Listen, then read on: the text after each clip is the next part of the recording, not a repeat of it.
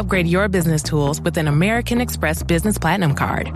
Unlock over $1,000 per year in statement credits on select purchases in categories including tech, wireless, and recruiting. And so big expenses can deliver big benefits, you'll also earn 1.5 times membership rewards points on single eligible purchases of $5,000 or more. Terms and points cap apply. Learn more at americanexpress.com/business-platinum. Amex Business Platinum. Built for business by American Express.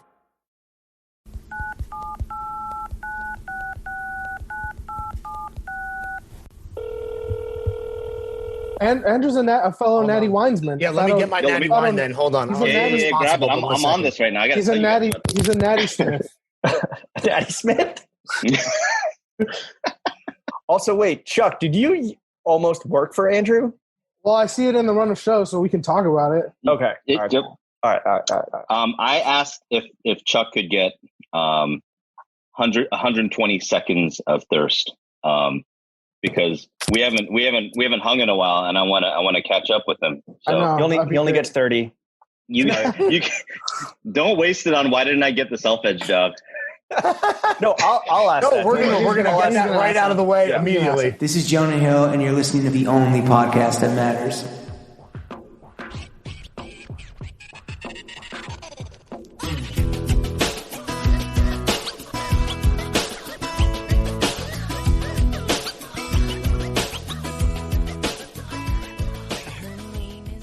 Throw Gang, we are joined by the Don Dada of Denim, the Self-Edgelord, the John Moy Medici, the Fabrics Pharaoh, the Lord of Looms, headlining the Left and Warped Tour since 2008, a master millsman, the General of Jeans, Melige of the Loop Wheel, the Overlord of Orchard Street, the Sultan of Selvage, co-owner of 3sixteen, God damn it, and co-owner of Self-Edge New York and LA, Andrew Chen.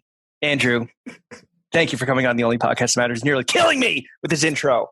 Yeah, I think. Yeah, that was your clapping didn't pick up, but you were applauding. To be clear, Andrew was applauding what we do because we are that good. First of all, Self-Edgelord James, listen, credit where credit due. I tip my cap to you, sir. Well played. Stuck the landing on that. Melige of the Loom. You didn't like headlining the Weft and Warped Tour since 2008, no? Yeah, it's okay. I mean, don't fucking gloat, dude. Let me responsibly applaud you. Only real denim heads understand the reference. No, I'm aware. It doesn't mean it. Just because it's a deep cut doesn't mean it's good. Andrew, welcome to the show, dude. Happy to have you, man. Thank you. I am very happy to be here. Long time coming. I feel like we've been kind of like ships in the night for like 12 years or so now. Damn, that long? 12? Maybe like 8.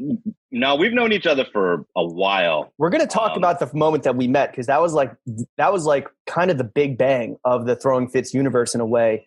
Lawrence was conspicuously missing. He was still in like Charlotte. Yeah, I was going to say big bang for who, dude? We'll get to it. The verified guy on Instagram or some other guy? A lot of people were present at that moment, but we'll get to that after we get through Lawrence's whole thing. Sure, right. Andrew, we're going to do a fit check first and foremost where you're going to walk us through your outfit. You are going to paint a picture for the 18 million, I believe, listener at home. At least. Currently locked the fuck in with the Self-Edgelord himself. The question for you, dude, is you want to go top down or bottom up? That choice is yours.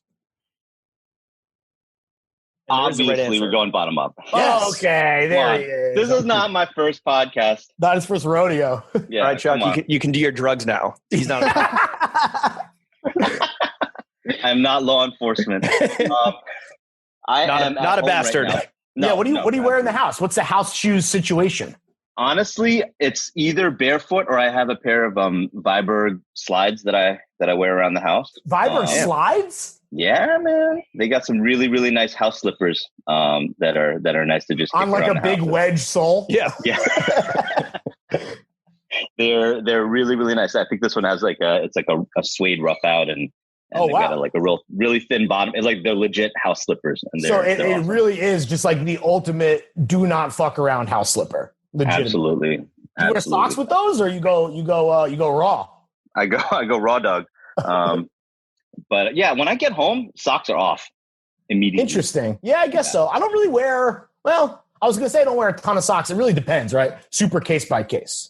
Yeah. I actually wanted to say anybody who's recording podcasts with you guys at home and you're doing a fit check and your shoes are on, like you got to stop that. Ooh. Well, in this era, in this age right now, you cannot be wearing your outdoor shoes in the house. I mean, this is just case in point that white people are just uncivilized savages. Yeah, right. They wear their shoes in the house, and it's fucking like it's uncouth, it's barbaric.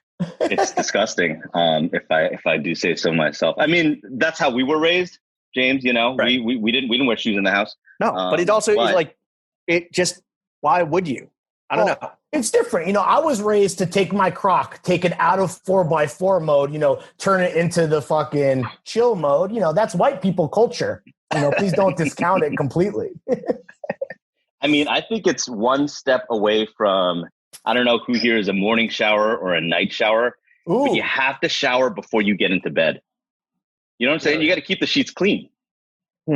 Interesting. I think it's on the same wavelength, you know? What if I don't do any, what if I didn't go to the gym? What if I didn't do any real physical activity? I'm still taking a shower before bed? Still stinky. You sound like my 8-year-old son. He's like, but I didn't do anything today. Is anyone going to back me up here, or am I on an island?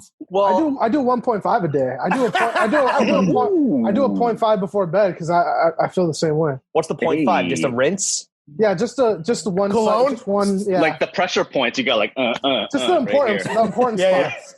A hoe bath. You take a hoe bath. I don't know. Yeah, maybe. I guess Chuck's never been single, but a hoe bath is when like you spend the night away from your apartment, don't get a chance to shower, and then in the before times when you'd go to offices, you would just like splash water and like throw on deodorant. Oh, yeah, one of those. I kind of feel like I'm watching a child psychology session. James is going to pull out a doll and be like, show me where that you want yourself. If the natty bottle wine is you, Chuck. Yeah. Andrew, working our way up. So we're going barefoot. There's no socks. What is on your hindquarters right now? My hindquarters. Okay, so I know you guys asked about underwear, so let me just get that out of the way. It's really? Wow. Uniqlo boxer briefs underneath. Nice. Boxer briefs. Thank you. Yeah. Fucking, you know, rational guest. Yeah. Fair. Only those. Thank you. I have on a pair of baggies by Andrew. It's a skate shop in Miami.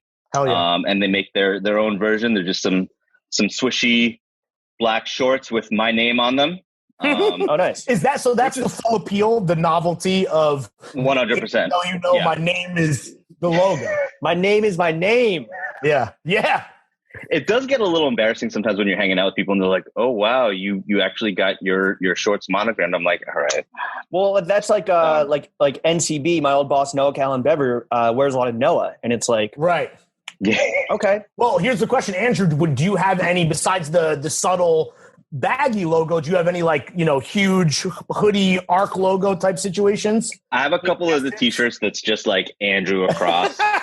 Okay. Just because I can. You get it. So Noah and you guys get it.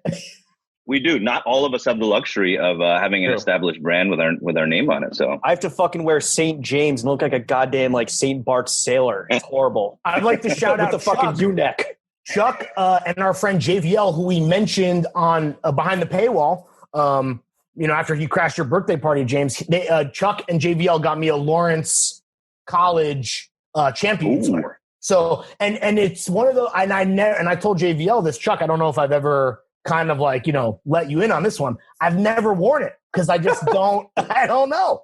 It feels weird, but I have it still. I never got rid of it. So there's that. Because it's sentimental and I love them. Andrew, as a jeans, I love both of them. As a jeansman, are you not wearing like, heavy, like selved raw denim in the house? We got to get all that nonsense out of here. Hell no.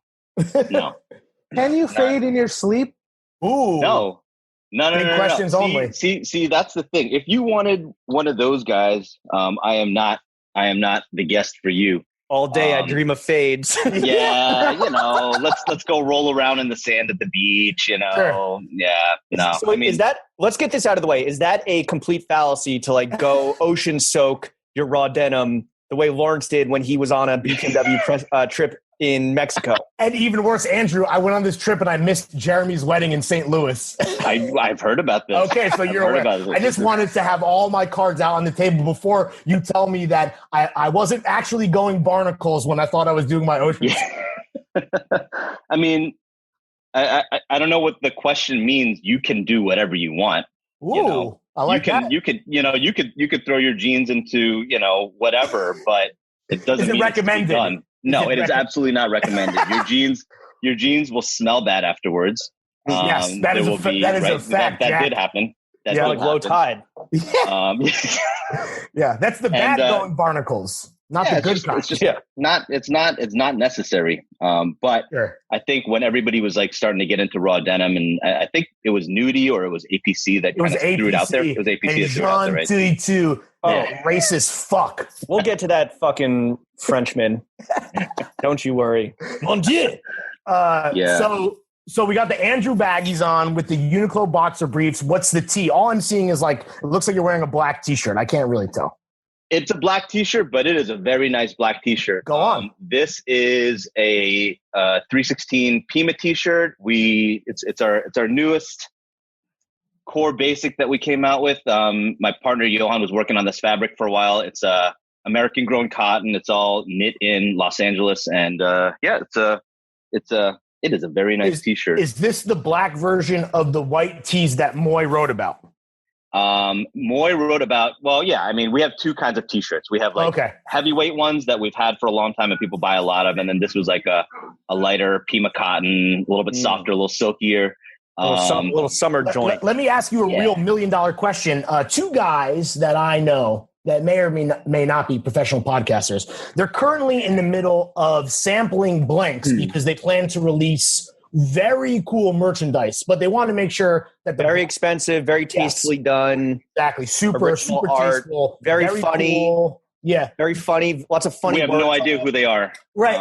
And what's crazy is I heard that they were talking to some scientists. The shirt might actually help you get laid scientifically. It's still incredible. It hasn't been, and honestly, sucking and fucking whoever you want, guys. Right? That's the thing. That's how good the shirt is. It doesn't matter what you're into. Here's my question, Andrew: a lighter tee and the heavier tee, which ones sell better around late July, early August? Or September, October, depending on their mental capabilities. Study.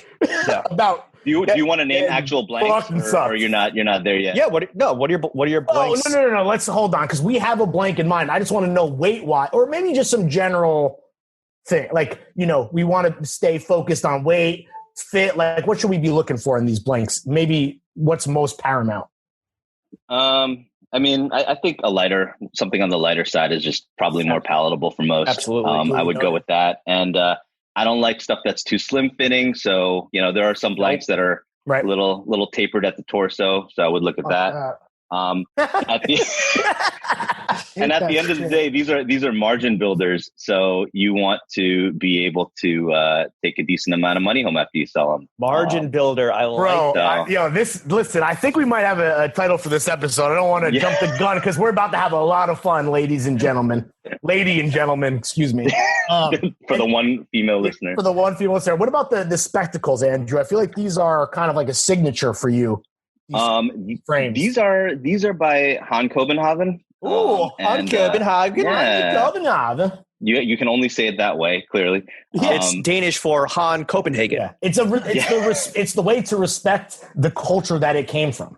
Yeah, absolutely. Although Lawrence and I have gotten in hot water for making fun of a Nordic.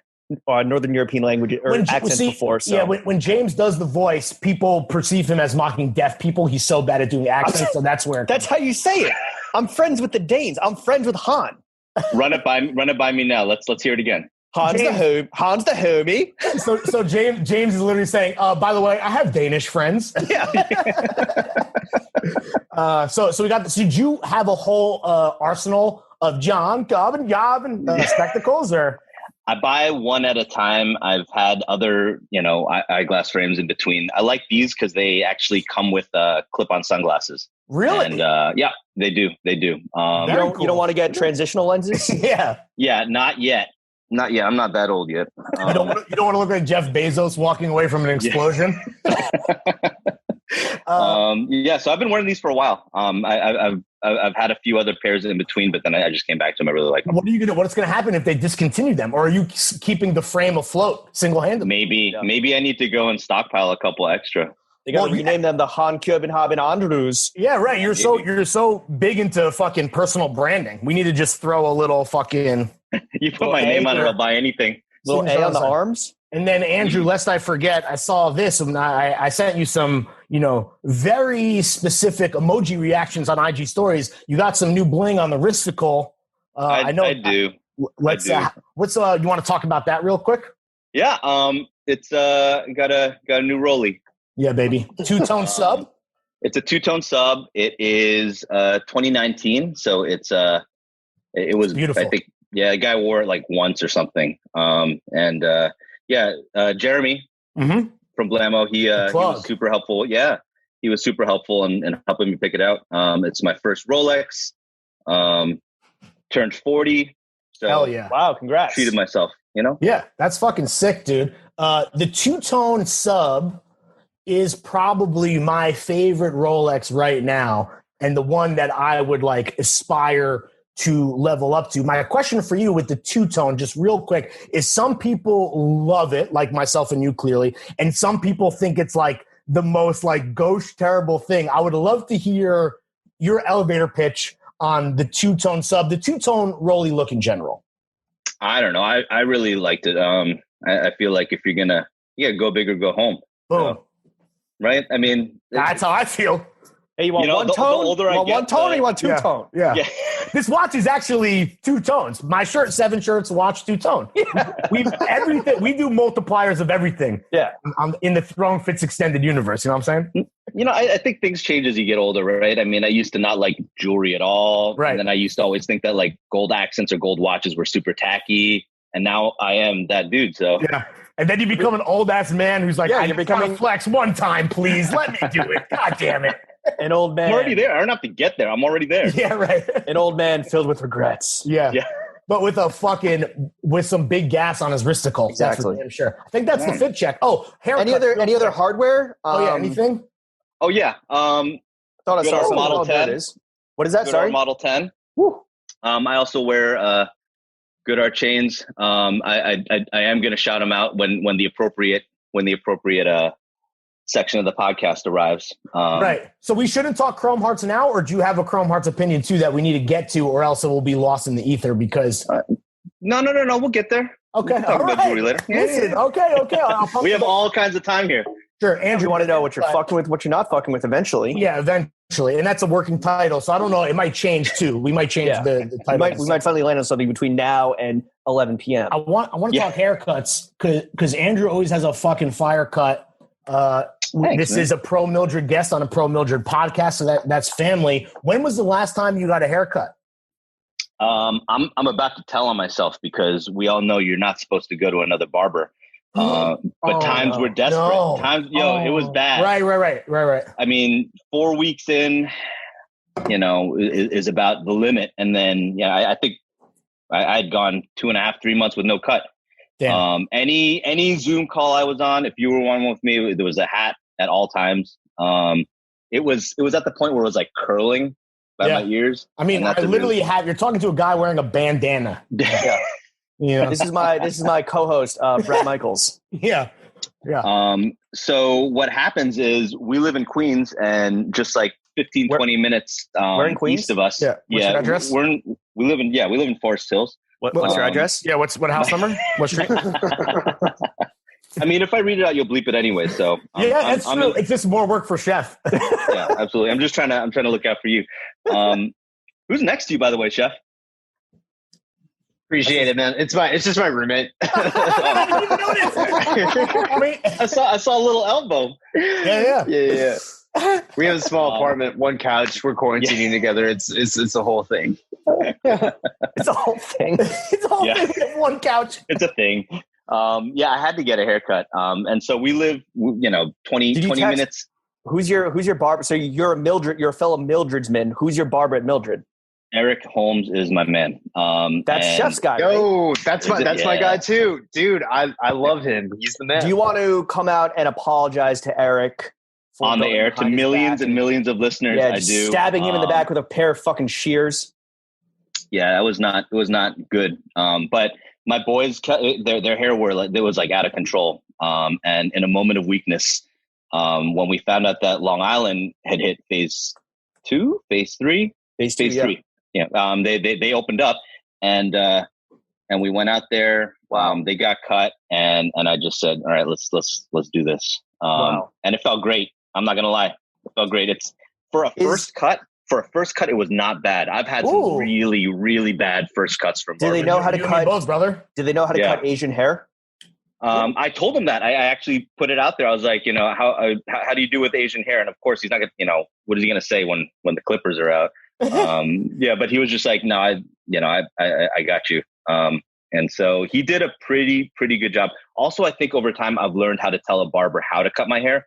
Okay. Before, it was just very vague language, and you would end up with something awful. And over time, you kind of more specific, the better. The more specific, the better. 100%. Have you given any thought to what it's going to feel like, or what you're going to say when you walk into Mildred and Eric's like, "Yo, man, I'm so." Hold up, what? It's going to feel like you kind of got caught cheating a little bit. Like, have you given any thought to what you're going to say? Because again, I have been going to Paul for years now. Even though Mildred is a fucking bitch to get to for me, I still got to go there, mainly because, like, well, A, I love Paul and love what he does, but also B, like, I just could never, like, I could never face the music. I'm just like a fucking coward like that. Well, Eric left town for a year. Sean, I don't know how long you've been getting cut by him, but he was cutting me over at Blind Barber, and then he went to Blind Barber LA, and those are what we refer to as the dark ages, because I started like E. Holmes cut my hair too for a while there before he fucking ghosted. Yeah. I went to a few barbershops that will remain nameless, but nothing stuck. No, it was bad. It was really bad. Like you get a haircut and then you just like, all right, well, I got to wear a hat for the next 3 weeks. And I spent $60. So you wore a hat for a full year. Yeah, I could have done that. So I don't know what I'm going to tell him. Maybe I could wait another 2 months until the hair is out of control again, and then pretend like nothing happened. Yeah, I don't know. I'm sure. Look, no, he's gonna know. And maybe you need a wig, dude. Maybe you need to do. Maybe you need to do a full wig cut, like the whole deal. Professionally done. Desperate times, desperate measures. We'll get Lucas Arts, light and magic on the fucking shit. He'll never know. I believe he knows where my heart's at. Yeah, right. He can tell in your eyes. I mean, he would know instantly, even if you came in with the full fucking joint. I think that's a complete fit check, James. You want to back me up on that? Okay. I think that's a full fit check. We got the panties already, the Uniqlo boxer briefs. As per Andrew's request, we're going to do a drink check. Clearly, Andrew, you're going to go first since this was your idea. What are you currently sipping on?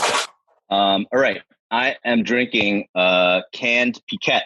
Ooh. And this is by a vineyard called Wild Ark Farm. They're up in the Hudson Valley. Okay. And this is interesting because Piquette is something that wasn't really popular in the U.S. They were, I think, the first ones to do it in 2017. It's usually made out of the leftovers of winemaking.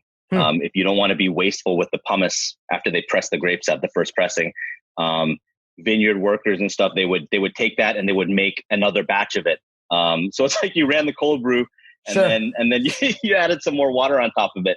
But what it ends up drinking like is like a good wine cooler. It's sparkly. It's like a little tangy. Yeah. Dude. Yeah, it's really farmer's good. Wine. It's like farmer's wine. Yeah, that's exactly what it is. It's like low alcohol content. You can just pound a couple of them. So very nice. It's a true natty light, ladies and gentlemen. Nice. Hey, that's why I get paid the big bucks. James, I have been told that there are some very interesting, funky things happening up in New York, up in the Hudson Valley, and even in the Finger Lakes. No, seriously. I know it's just I can't take it seriously. Sorry. Listen, Lawrence, you'll be drinking some Hudson Valley shit in a year or so. What you drank, I've already pissed out. James Harris, natty wine expert, fishing. This that's fire. This is a pet gargle my balls. I believe is the name of it. It's by fucking Valentina Lacqua, Eric Wareheim. No, that's Los Harris, bro. No, is this not the same thing? No, not the Chuck. Sorry, whatever. Shout out Greg Babcock. He just put it on his story, and then I saw it in the store and was like, "Oh, let me get." Yeah, that shit. Our friend Gregory B. Huge recommendation. I think he gave this a 10 out of 10. I don't know if anyone. Andrew, do you know who Greg B is? The editor in chief. Absolutely. So you know Greg B. So Greg B is a fucking sweetheart. He was nice enough to participate in Chuck's documentary on Throne Fits, dubbed The Last Pants. Greg reviews natural wines on Instagram, and he gave this a 10 out of 10. So wow, that's a huge cosign in my book. I'm a newbie, so for me, it's either I would drink it again or I would not drink it again. That's kind of how. That's my shit. Yeah. Right. Yeah, right. You're like, would I get this, or would I give this as a gift to somebody else? That's really. I like that. That's like the new Throne Fits too. The ultimate beautiful version of the show is, what John would you get a homie to let him know that you appreciate him, that you care. What wine would you not just get for yourself to guzzle, but that 2020 that you'd bequeath to a Grom. In 2020, we bequeathed wines and we bequeathed Johns. And speaking of a wine that I did order a second time for myself to guzzle, a little Puzza Blanca. This shit rocks. They do a bunch of there's a Puzza Libre, there's a Puzza Rosa. Highly recommended. Chef, what about you, buddy? I got two things going on right now. Oh, here we go. Double fisting, bro. A shitty domestic Miller Lite. Don't relax, call bro. it. Don't call it a shitty domestic. It's Miller Lite. I'm more of a Miller High Life person than a Miller Lite dude. Same, that's me. Yeah, the champagne and beers, bro. But Miller Lite only one more calorie than Michelob Ultra. Oh, yo, that's cool. The lights were the cheapest. The lights were the cheapest on mini bar yesterday, so that's what we went with. It's not beer. It's not beer. It's Miller High Life. We got the Topo Chico on the other hand. Sponsor the pod. Put your roommate on camera because we need to talk to the Topo Chico plug. This is the Topo Chico plug. Is this the Topo Chico plug? You can't hear. I got my pods in, but yeah, he's the Topo plug, dude. He's gonna put us in touch. Yeah, it's gonna happen. Yeah. Big bubbles, big bubbles, big gas. Dude, it's literally big gas. Tell him I need the Chico A6, bro. I need the Chico A6, all colorways, bro. Sponsorships are all good, but some are better than others. That's Chico went Topo in a second. Topo Chico in top 5. You got some good. They sent us 3 cases last Wednesday. We're already through 2 of them in a week, dude. Just the 2 of us. We're fucking crushing them. They're so good. Chico, if you're listening, sponsor the pod. We haven't done one of those in a while. We haven't been begging in many months because we thought we had things under control. We thought wrong as per usual, so we're back to begging. I don't want you to think that this is just something special for you. It needs to happen soon. Yeah, no. Do what you guys do. Chuck, what are you sipping on? So for reasons of money, I only drink beer during the week, so I need another Modelo. But that's a baby Modelo. No, I have big hands. I have big NBA lottery pick hands. But Andrew, you touched on something I kind of wanted to talk about. Gifting natural wine. Our mutual homie David, who also works at 3sixteen, lovely dude. He came to the city. We went to Altro Paradiso, had some wine. And then when one day at work, someone was like, hey, you have a wine delivery for you. I was like, there must be some mistake. Order any wine. Get out of here. And they're like, no, like it's a gift. And David had sent me a bottle of wine. So it's a great gesture. We love David. Classy. Damn. Yeah, shout out David. So handsome, great dude. Love him.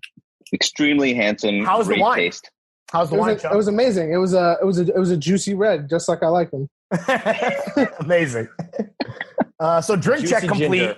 Fit check complete. I think James, you could do your job now. I think we're good to go. All right. Lawrence did his little thing. Thanks, man. He can step aside now. Andrew, you take a nap. Yeah.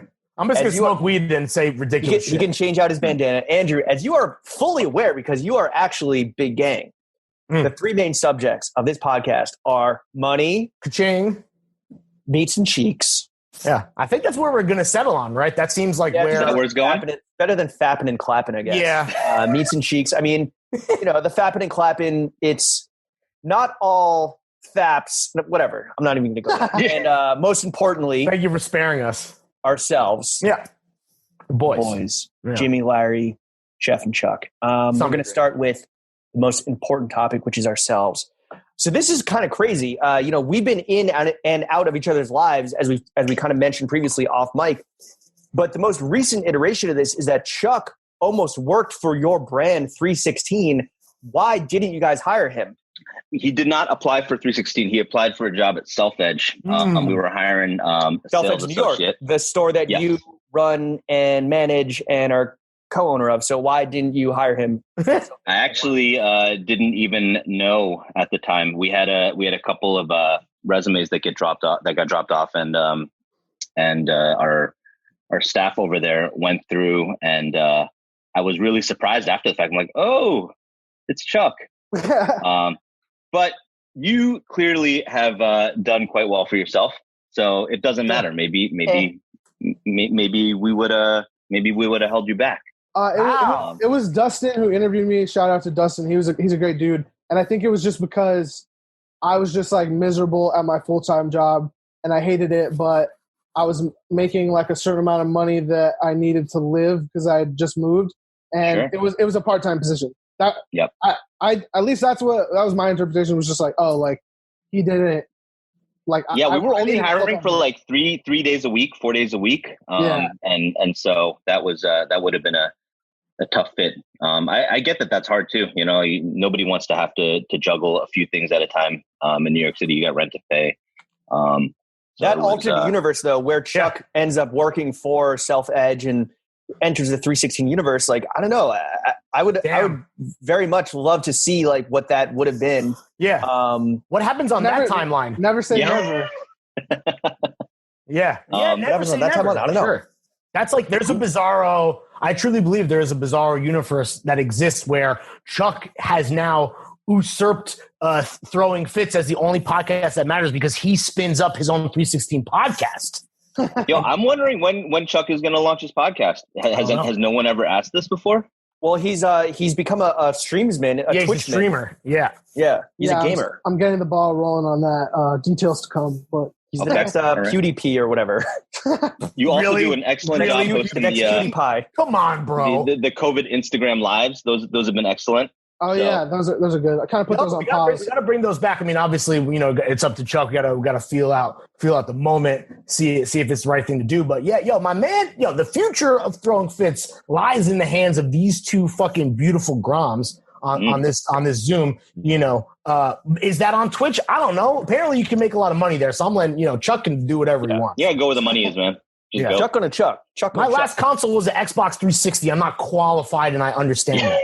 I copped a PS4 for quarantine, and I've used it twice. It's pathetic. Have you used the Healings more or the PlayStation more? The PlayStation. Okay. Just by one time. Chuck, do you want my PS4? Andrew, do your kids want a PS4? Like, I don't know. Nah, they're on the Switch, so they are just fine. But you know what? They don't even Switch being a Nintendo Switch, not a Switch like Adrian Peterson that you used to beat your children.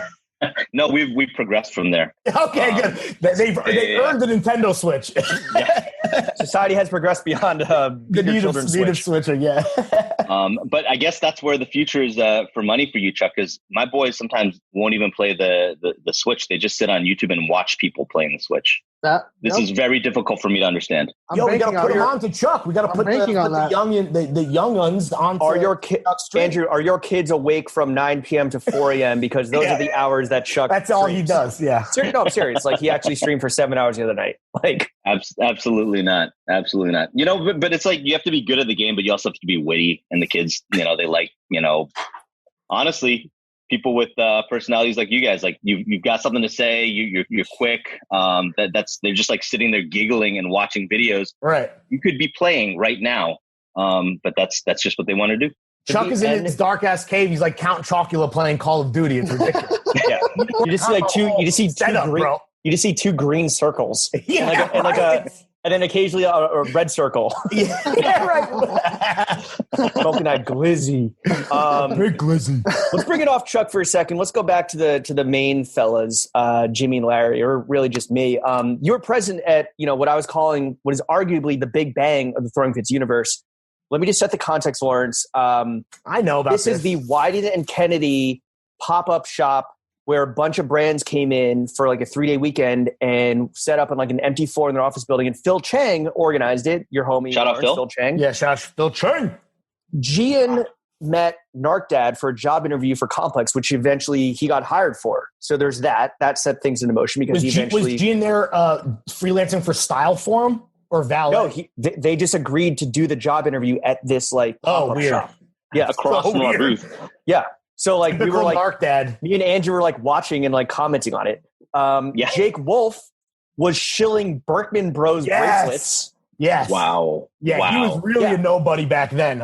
Yeah, for sure. Eddie Wong was slinging bows out the back, the fucking fried broccoli joints. Yo, this is right before he went nuclear. Yeah.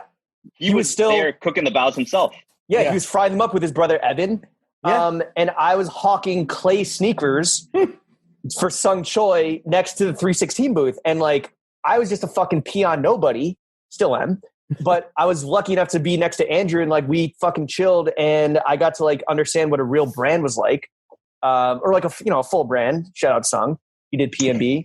Post no bills. Oh, can we be clear? Clay sneakers of every brand you mentioned, including Berkman Bros, who, again, if you remember, were successful enough to at least place bracelets on Kanye West's wrists at the Coachella performance. A future president of the United States of America and the leader of the free world, Kanye. Oh, God. Kanye Omari West, excuse me. But Clay is the worst of all those brands. Those sucked. And I was selling them. Oh, I met Miss Info there, and so that's how I eventually got Chuck his job. I told Miss Info, I'm like, yo, you're kind of one of my heroes because you stood up to like the Hot 97 like Tsunami song and told me it was racist. So Andrew, my question for you is, me sitting there selling clay sneakers for I believe $100 for the whole weekend plus like food. How pathetic did I look to you? Absolutely. I mean, like it was great. I think. No, seriously, stay with me here. I think New York City is a very, very hard city to make it in. And the people that you meet in this industry that are still here had to go through a lot of crazy stuff. And all of you guys, like it's a very difficult city. It's expensive. It's lonely sometimes. And when you're here, I don't know what your living situation was like, but you're probably living with like 3 or 4 other people.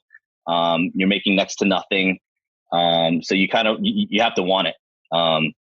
So yeah, I loved meeting you there. I thought it was great. I think it's a funny memory to look back on.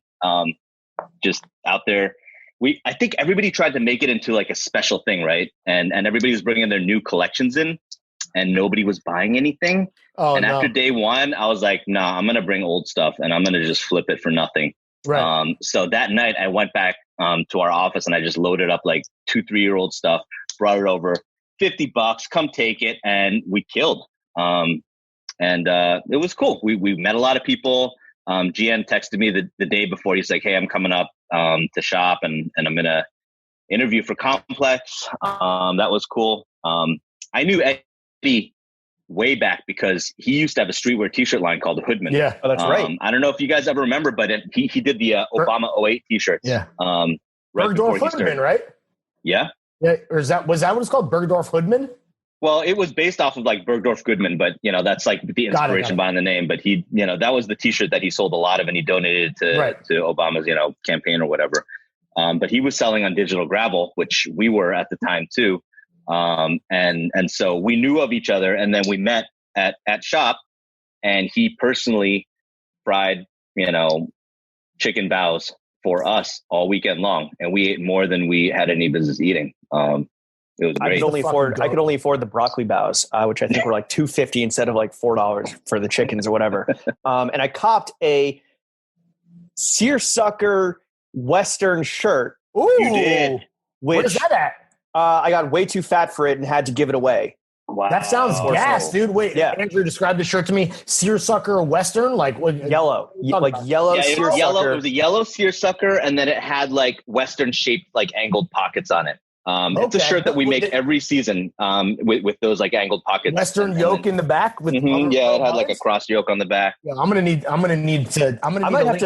to come back. I might have to come back and cop one just for like vindication. Just be like, yo, I fucking made it. Oh, I'm buying those broccoli bows and, like biking instead of taking the train. Yeah, I fucking made it now. So I guess you did take pity on me, which is really nice. And that's how we kind of first formed our friendship. But in the past 8 years since then, because I think it was like 2012, in the past 8 years, the world went full athleisure, full streetwear. How come you didn't pivot away from 316's DNA and pivot away from denim? Like, why are you so stubborn, like a fucking mule, to stick to the best and just like, ride different waves? I think all of us. Why do you have integrity? I think is what we want to know. Yeah, what's wrong with it? We like what we make. I think that's really what it comes down to. And maybe if a designer doesn't really love or believe in what they make, then it's easy to leave that behind and go somewhere else. As we were all coming up, and all the usual suspects that you guys would run into at Capsule, you can see the ones that have stuck with it, and you can see the ones that have made little adjustments along the way. And like, we're not the same brand we were back then either. We've tried new things and we've gotten into different stuff, but there are other ones that have gone totally sideways. And for some customers that just want to find whatever is, hot at the moment, that's fine. You can kind of go in whatever direction you want. But I'd like to think that, for people who follow along with what we do, everything that we make should at least make sense for the time that we made it. Interesting. And, we made graphic t-shirts in 2003. Like we definitely did that. Right. And we wore a lot of graphic t-shirts. When we launched our first full, head to toe collection in 2008, it was, raw denim was there, and that's what took off for us. And we really tried to make the best jean that we could make. That was, where we saw a lot of momentum. But yeah, I don't know. I think people make clothes for a lot of different reasons. For us, we're really obsessive about the product, and it's exciting for us to make the same thing over again next year and the year after that, but like find little ways to make it better. And not even necessarily like raising the price on it, but finding ways to give people a better product. And you see that in a lot of different, aspects of Japanese culture too, right? Like you can do the same thing the rest of your life and then just try and find little things to do better each year. And so I think our partnership in Self Edge helped a lot with that too.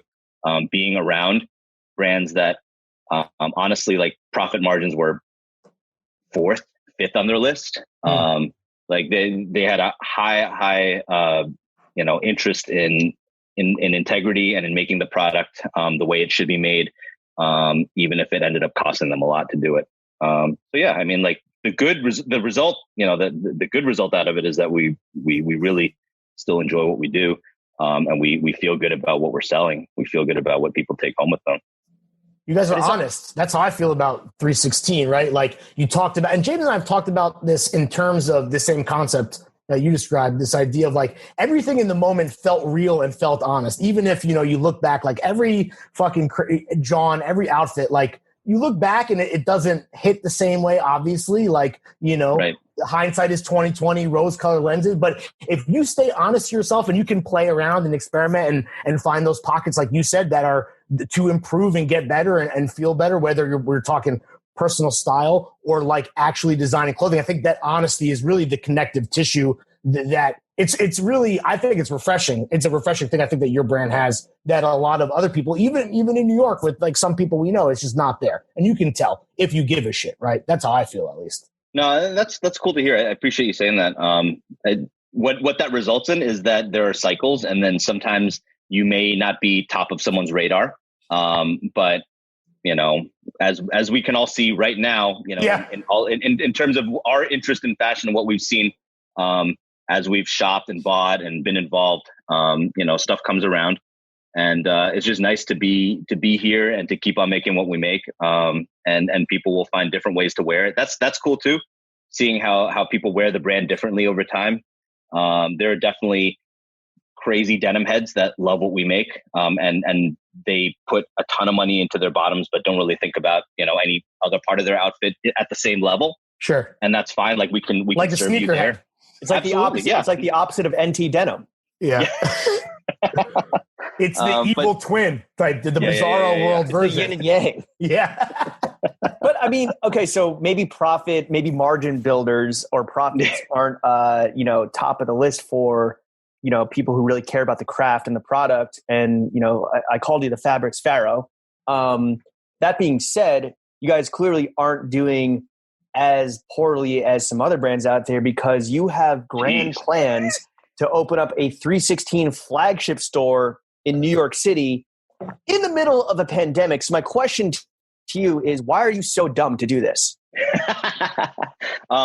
Let's ask everybody here on this on the Zoom call what you were thinking about 2020 at the end of December, right? I'm not going to say any. Yeah, exactly. I'm not going to say any of you put "This is my year" up on your stories. My Barstool Sports podcast is going to go off. Yeah. I was too close to home, huh? Yeah. Yeah. I wanted to co-host Caller Daddy. I wanted to be. That's what I wanted. So that's when we signed what was yours, Andrew? What was yours? We signed the lease at the end, like December 26th. And we've been looking for a space for 9 months, a year beforehand, and it was never like we have to open it by this date. Sure. It was just when we found the right space, and we felt good about it. And we weren't trying to open up the store. Like big brands will open up a flagship store and dump money into it. Just so you can say that you have it. And it's marketing dollars. We're not that, The store needs to actually make money. And we felt like we had a good chance to do it. We felt like it was, we were at a good place. The space was right. And then we got our design plans back. We broke ground like end of January, and then everything kind of went to hell. Hindsight, man. But you're still planning on opening it as soon as you can, or like, what's the deal? Oh, absolutely. Yeah. We're still moving forward on it. We stopped construction for a couple of months, obviously. But it will be open. I hesitate to put a date on it because, as you can see with how COVID's, running rampant, things could change, but maybe August 1. That's kind of like, we're going to try and have it done by August 1, and then we'll kind of assess whether it is a responsible or irresponsible thing to do to open the shop up. Yeah. Would it be irresponsible for you to pay James and I an extreme amount of money to host a super packed party on opening night? Would that be like, wall to wall, dude? Yeah. Just music extra loud, so you have to really scream in the ears of your homies so they can hear what you're saying. It's all young men with no money to spend. Chef can host chef who's the resident hot single man can host a kissing booth. Yo, that's a nice IRL activation. Yeah, that'll work. Really. He's already got COVID, so fuck it, right? Very, very down. Yeah. Sign me up. What neighborhood are we looking at? Oh yeah, we are in Nolita. We're on Elizabeth and Spring. Fire! Fire! Yeah, damn. It's the quiet block of Elizabeth, but it's a nice one. I like it. You're right in the fucking mix, baby. Are you excited? I am. We actually started working on a couple of collaborations that we're supposed to release when we opened up with our neighbors. And so, whenever that happens. Are you right next to Antonio? I am. I'm a block away. So he's further south towards Chinatown. It's the Bermuda Triangle, but for your fucking wallet, ladies and gentlemen. Dude, it is. It is. Damn, we're really excited to be there. Keep your wits about you. It's the new consumption. Just give Andrew and Antonio your money. Yeah. It's the new clout corridor. And you're 2 blocks away from the best banh mi in Manhattan, in my opinion. Ooh. Which is what? Shout it out. I think it's called. I think it's called It's the one that's in the back of the jewelry shop on Broome and Mott. No. Sorry, it's not that one in the back of the jewelry shop. It's on Broome and Mott. I know the one you're talking about. It's like they expanded. They took over their next door space because it became really popular. But it's still like the fucking goat banh mi for Cop John's, Cop a banh mi. Fucking have a fucking day about, Exactly. Yeah, there's we have Lovely Day a couple doors down. They have really nice Thai food. You sit outside Delicious.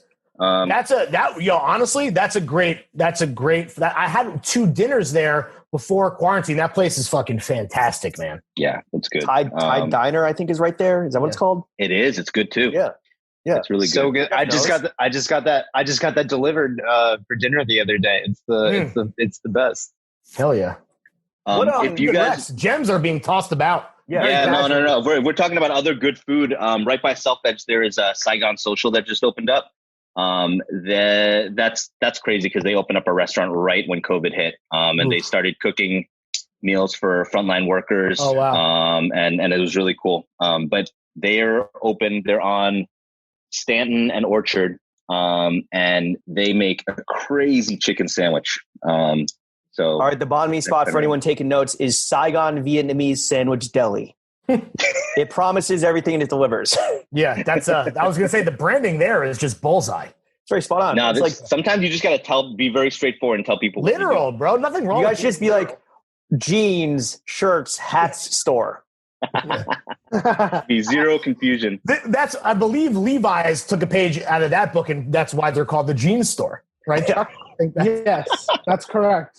Andrew, though, so you talked about how you got the design plans back, but like in light of COVID, like what audibles did you have to call around like the actual physical in-store experience? Because everyone's like unsure what the actual retail shit looks like now. Like, short of, a few people in the store at a time, what else is happening that you guys are taking to assure that, whether it's this pandemic or the next, you're hopefully taking the right precautions?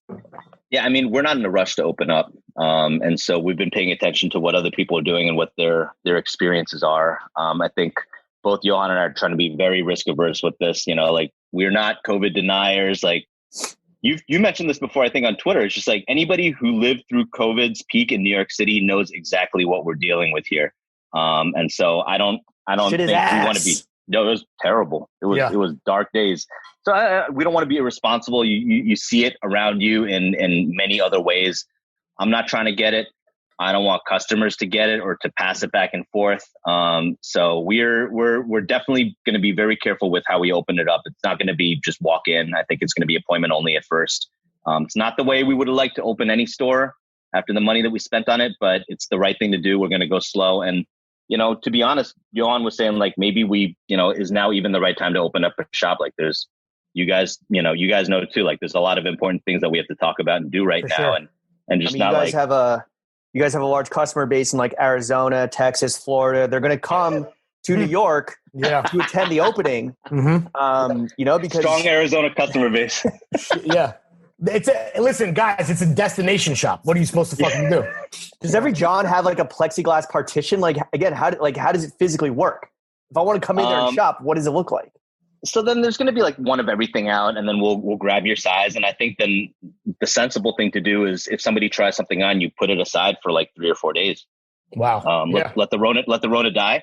And then, we have 2 dressing rooms, but I think the smart thing to do is just to only have one customer in at a time and just keep rotating the dressing rooms. We can sterilize in between. It's not an easy way to do business. But right. You look at people who are in food service, it's awful. Right. It's really, really awful. So if you're a schmedium and you're not really sure, where you kind of fall with, what size you are according to your body type, don't come to the 3sixteen flagship store. Yeah. No. Come and we'll tell you just to size up, and that's it. And don't roll the dice. Ask the professional who will be assisting you at a very safe distance of 6 feet minimum, obviously, or more. What about private appointments? Is that going to happen? Can I book? I want to see it, but can I book an appointment? Is that a thing? Yeah, that's exactly how we're going to do it. I think if there's nobody in the store and you're walking by, you can come in and we won't let anybody else in the store. But by and large, it'll just be if there's someone in there with an appointment, which you can book online, then no one else. We'll treat it like haircuts. Everybody VIP. Yeah, absolutely. Exactly. Yeah, I mean, maybe we could turn this into a positive, right? Like you feel special. Yeah, honestly, right? Right. This is the one time that a brand is going to give a shit about you, you fucking dumb civilian, you walking wallet, you idiot. Take advantage of it. Don't be a bozo. Broke boys. Andrew, just so we can get a sense of kind of like the whole business model of 3sixteen, what is 3sixteen's best seller, like season to season? Ooh. Honestly, we sell, if you're talking about sheer quantities, it's just white t-shirts, black t-shirts. We developed this jersey material with our mill in Canada. And that's the heavyweight one that we've been selling for 5 or 6 years now. And honestly, it's difficult to keep it in stock and people get mad about it, but it ends up working to your favor, right? Like as is the case with lots of different things. We're not deliberately trying to slow down production or whatnot. But they come in big shipments and then we send them out to retailers. We sell them online. Does 316 have this like? Does 316 have like hype behind it? Like, are there like, denim heads are such obsessives, and it's obviously like its own subculture. Do you have like forum heads that are like, fucking pounding on the windows demanding a 2-pack of Pumas? Do you have a name for your fans? No, I do not have a name, but maybe you guys can come up with one at the end of the podcast. Edgelords. Help us. Yeah. The Edgelords. Self-edge, yeah. Wait, I have a question, Andrew. Have you run into a premier VIP customer who's like, I have a collection of 100 316 t-shirts? Like, who do you know has the most that you've ever heard of? Like Fat Joe style, I wear it once, I throw it away type. Which is unethical as fucking. Do not do that. But I'm just wondering if you've heard anecdotally about any big, true flexers and ballers. I mean, I could go through our web store. There are people that buy, a lot of t-shirts or the same jeans. 20 tees? Yeah, like there. I mean, or bottoms. Sometimes there's one guy who likes buying them 6 at a time and 8 at a time. Yeah, so 6 for his bunker, 6 for so that he could get fades in the nuclear holocaust. Yeah. Well, at Self Edge, we had customers that would buy pairs of jeans or shirts for their different homes, which is far beyond my level of understanding. But fucking flex alert. Yeah, you'd be like, this one's going to be for my Boston home, so can you mail it there? And then I'm going to send this one to LA. But I really need to make sure that they fit exactly the same. And, my so there Santa Fe fades, my Boston fades. Tom Brady was your guy. Miami fades, etc. Tom Chowder fades. Yeah. It's hard for me to relate, but it keeps the lights on. So where do we find the biggest obsessives? Is it Japan? Has it moved on to like Korea? Or is it still the fucking US of A? I would say most of our sales are in the US, but that's just us. Also, Japan is their economy is struggling, so they're not spending or shopping the way that they used to. And then over there, things kind of go in cycles. We're actually, we have stuff going out to Japan this month, which is exciting. But they had a really high appreciation for Made in America stuff for a while, and then they were off that for a bit. So we'll see. What are they on right now? What were they on after the Made in the USA? Anecdotally or generally speaking? Yeah, I mean, there's always been like an appreciation for denim, but it's just like here, it's a subculture. Not everybody that's out on the street is wearing raw denim. But generally speaking, people buy a lot of clothes in Japan. Yes. They really love fashion. But yeah, you're putting that together with a really strong secondhand resale market.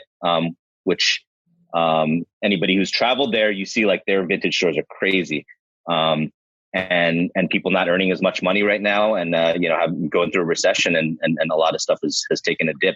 Johan and I went out there 3 years ago, and they were already in the middle of that recession. And you walk into stores, and the staff are just like hitting you with the hungry eyes. Wow. It's because no one's fucking. They're all just spending their money on video games and clothing. But in Japan, you still see these guys that are dressed like fucking dock workers from the 50s with like the stovepipe jeans with like the cuff up to the fucking knee, basically. Yeah.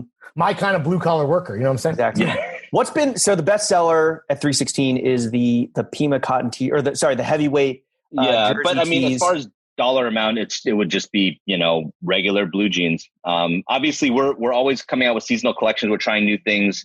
It keeps people engaged. It keeps us engaged. It's really boring to make the same thing over and over again. Well, but related to that, Andrew, what's been the biggest brick? What has sold the least? What has been a complete money suck? Yeah, what's something that didn't fucking hit whatsoever? I could go and look through our web store, but I can tell you straight off the top of my head, we made these collaboration shoes for a 15-year anniversary with Yucatan, and they were flame. They were so good. Really? And nobody got them. Really? Yeah, they were. Nobody understood. They didn't. No one wanted the juicy Yukis. Yeah, come on. Use your brain, people. Yucatan. Yeah, they were cool. They were the Oxfords with the huge rocker sole on them. Yeah. And then we made them out of this light tan suede, and then we sent them out to get indigo dyed. So they were like, blue suede on this beige rocker. And they were incredible, and nobody got them. With the big crepes. Yeah, I'm looking right now. They're actually modeled after old Vibram orthopedic soles. Yeah, this is when you describe on a Zoom call, it sounds awful. It's a turbo creeper, bro. This is a turbo Clark's Weaver, George Cox creeper. They fucked each other. They had a disgusting night, and then I don't know. They somehow just spit this out. Some fucking blue jeans got in the mix there too, and then this is the result. Yo, you're really selling it nicely here. Yeah, they're using a denim indigo denim condom, which snapped. But that indigo still leaked into the mix. Yeah, that lifestyle's denim, that real good shit. Got the good. Who wouldn't want the shoe? Yeah, exactly. All right, so that was a brick. Damn, that sucks. Damn, that's a bummer, dude. No one fucked with the vision, but you knew. No, and everybody goes through that. It's not, no designer is immune to that. You know what wouldn't fucking sit on shelves and collect dust is a 3sixteen Throwing Fits collaboration. I don't know what that looks like. Save that for constructive criticism. Yes, it's not in there, but we'll take it right now. Shit. But also, might as well. Yo, bang our line. We literally have nothing to do. We say this. Whatever. So, okay. So this weird, indigo, creeper, rocker, Frankenstein thing didn't hit. You know what did fucking hit, Andrew, and was a genius decision on whoever's made this choice was signing up Moy to write the 3sixteen newsletter. Shout out John Moy, the boy, paid. Yeah, boy, by the Denim Gods. Who made that decision? John. Yeah. And how many thousands of people signed up for the newsletter? Thousands and thousands. Oh, so many. And then we lost all of them when over the course of the next month when we started posting about racism and John posted stuff about racism, and they just started. Yeah, they started unsubscribing. So probably like a net even. At this point. Jesus Christ. So you used Moy to Trojan horse social justice. I mean, us too. Yeah. It was already happening. Anybody who doesn't know that that's an important part of what we do, I don't know. Like fuck them.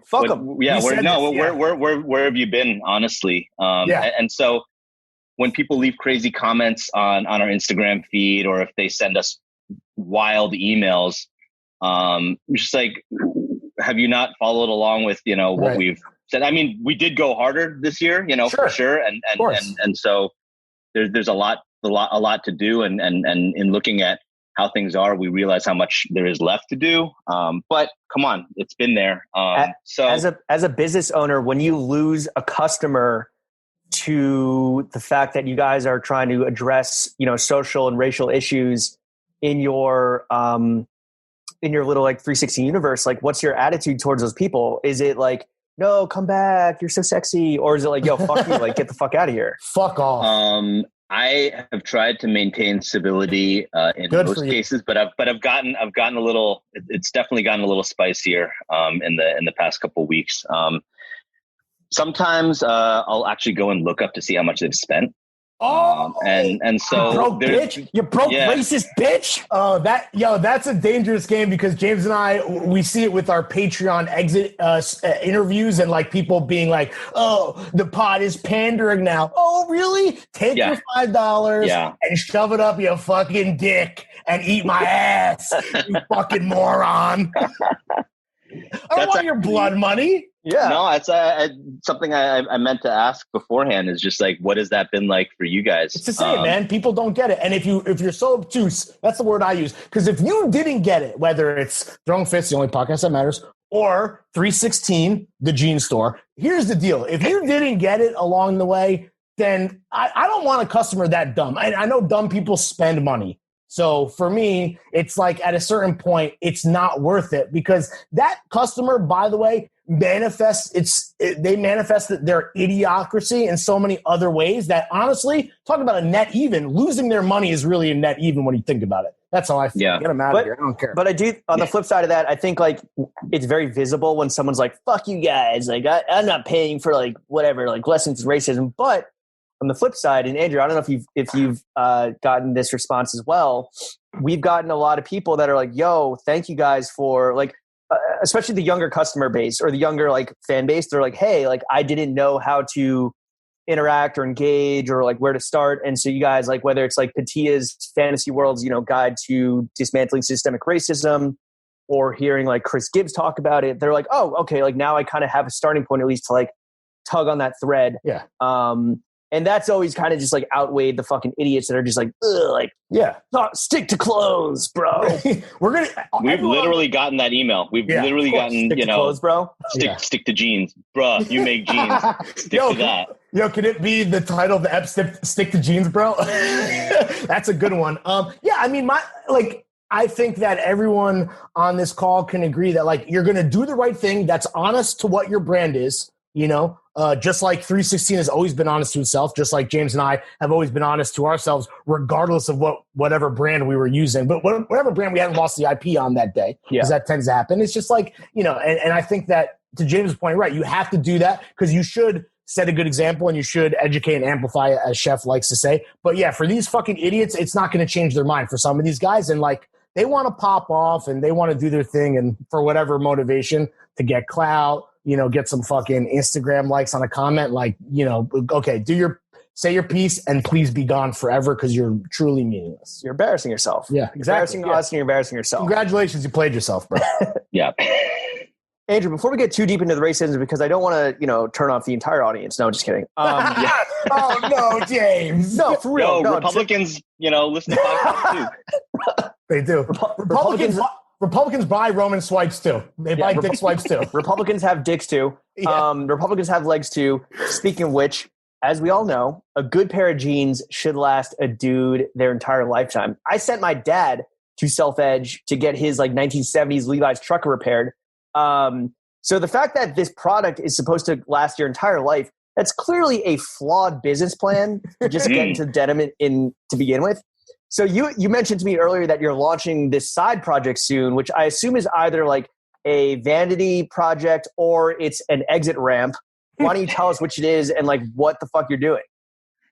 It's definitely a vanity project because it doesn't make much money, but it's just something fun to do. Sounds like this podcast. Yeah.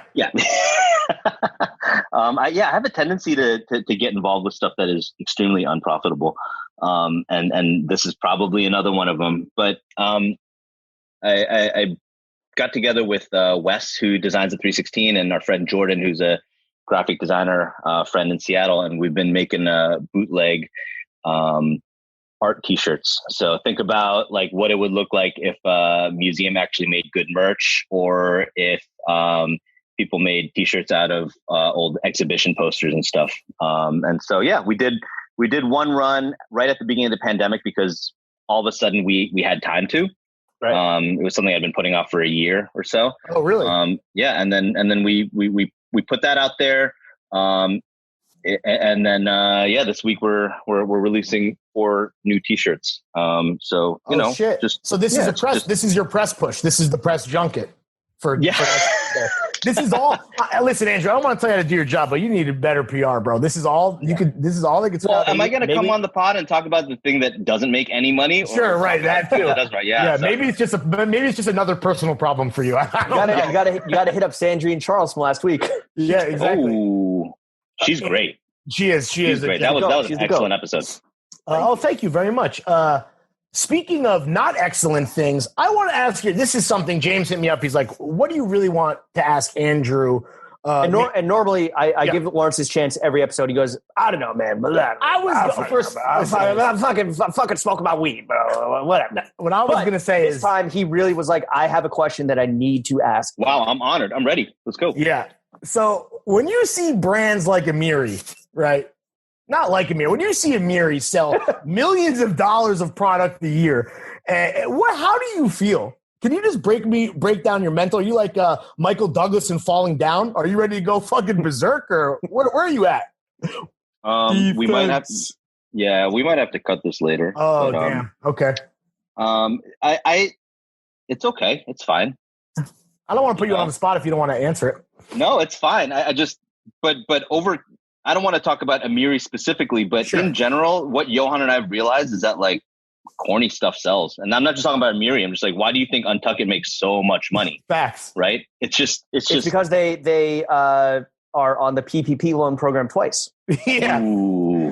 They snuck in that second PPP. How much did they get? They got a crazy amount of money. 2 to 5, between 2 to 5 mil? The 2 to 5 range, but yeah, they're that Yeezy range. You know what I'm saying? They untucked it and tucked it. They tucked their whole summer. The retuck. Yeah, I'm about to make you untuck your whole summers in. Oh, I'm going to tweet that right now. God damn it. Do that from Throwing Fits. Do it from Throwing Fits. Okay, all right. Chuck, can you do one thing this week, please, and show off in front of Andrew? I'm about to make you untuck your whole and just spell it all right. You know how to do it. You know. Don't fuck it up, dude. It's just one tweet. Don't blow it. No, Andrew, what goes through your head when you see somebody kind of like seize on something that 316 is like tangential to, whether it's denim, jeans, or some like workwear stuff that is in your world, and just fucking run with it and make like a milli in a day? It really is totally fine. I mean, the thing is for us is we don't need to be huge. I think we need to serve our customers well, and then put it in front of new customers. That's the thing. Like when you talked before about what kind of business plan is it to sell something that lasts for a long time. We are all John's enthusiasts, so even though we have enough clothes to last several lifetimes, we still like to buy things and we still like to wear new things. And our customers are the same way. So maybe the jeans are in the closet for a couple years. But we still make shirts, we still make jackets, we still make, accessories and whatnot. And there's just like, there's still people who are learning about nice clothes every single day. So for us, we're still growing, we're still healthy. So there's really no, need to waste time being bitter or looking at like who's doing what. Sure.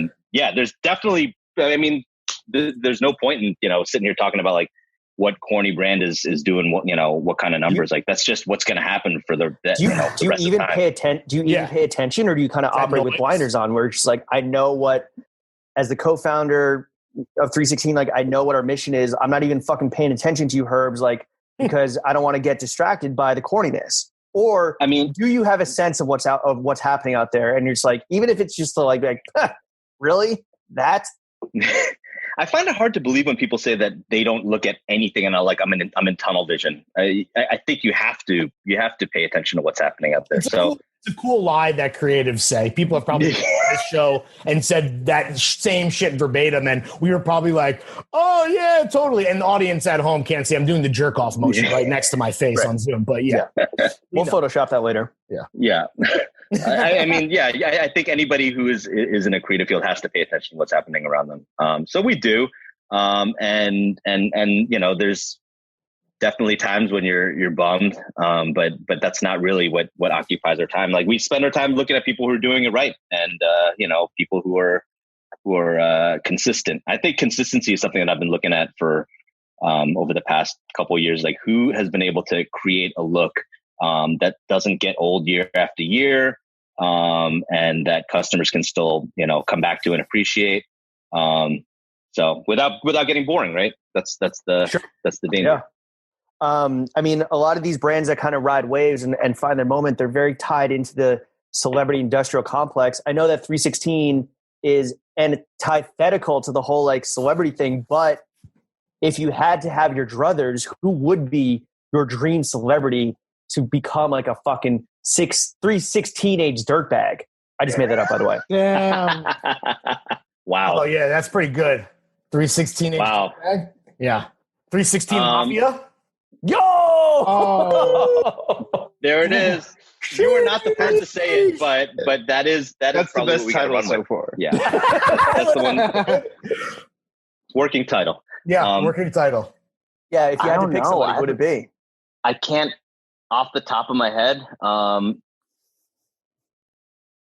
Been listening to the new Freddie Gibbs album. Ooh! And Freddie Gibbs with the almost fully unbuttoned vacation shirt. Yes. With some chains underneath.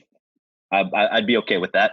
Dude, Freddie Gibbs obviously we've talked Freddie on the pod. He's incredible. Alfredo slaps. Honestly, it was probably my favorite record of 2020 until the new Saw Baby dropped, which obviously this pod is very much ride or die for.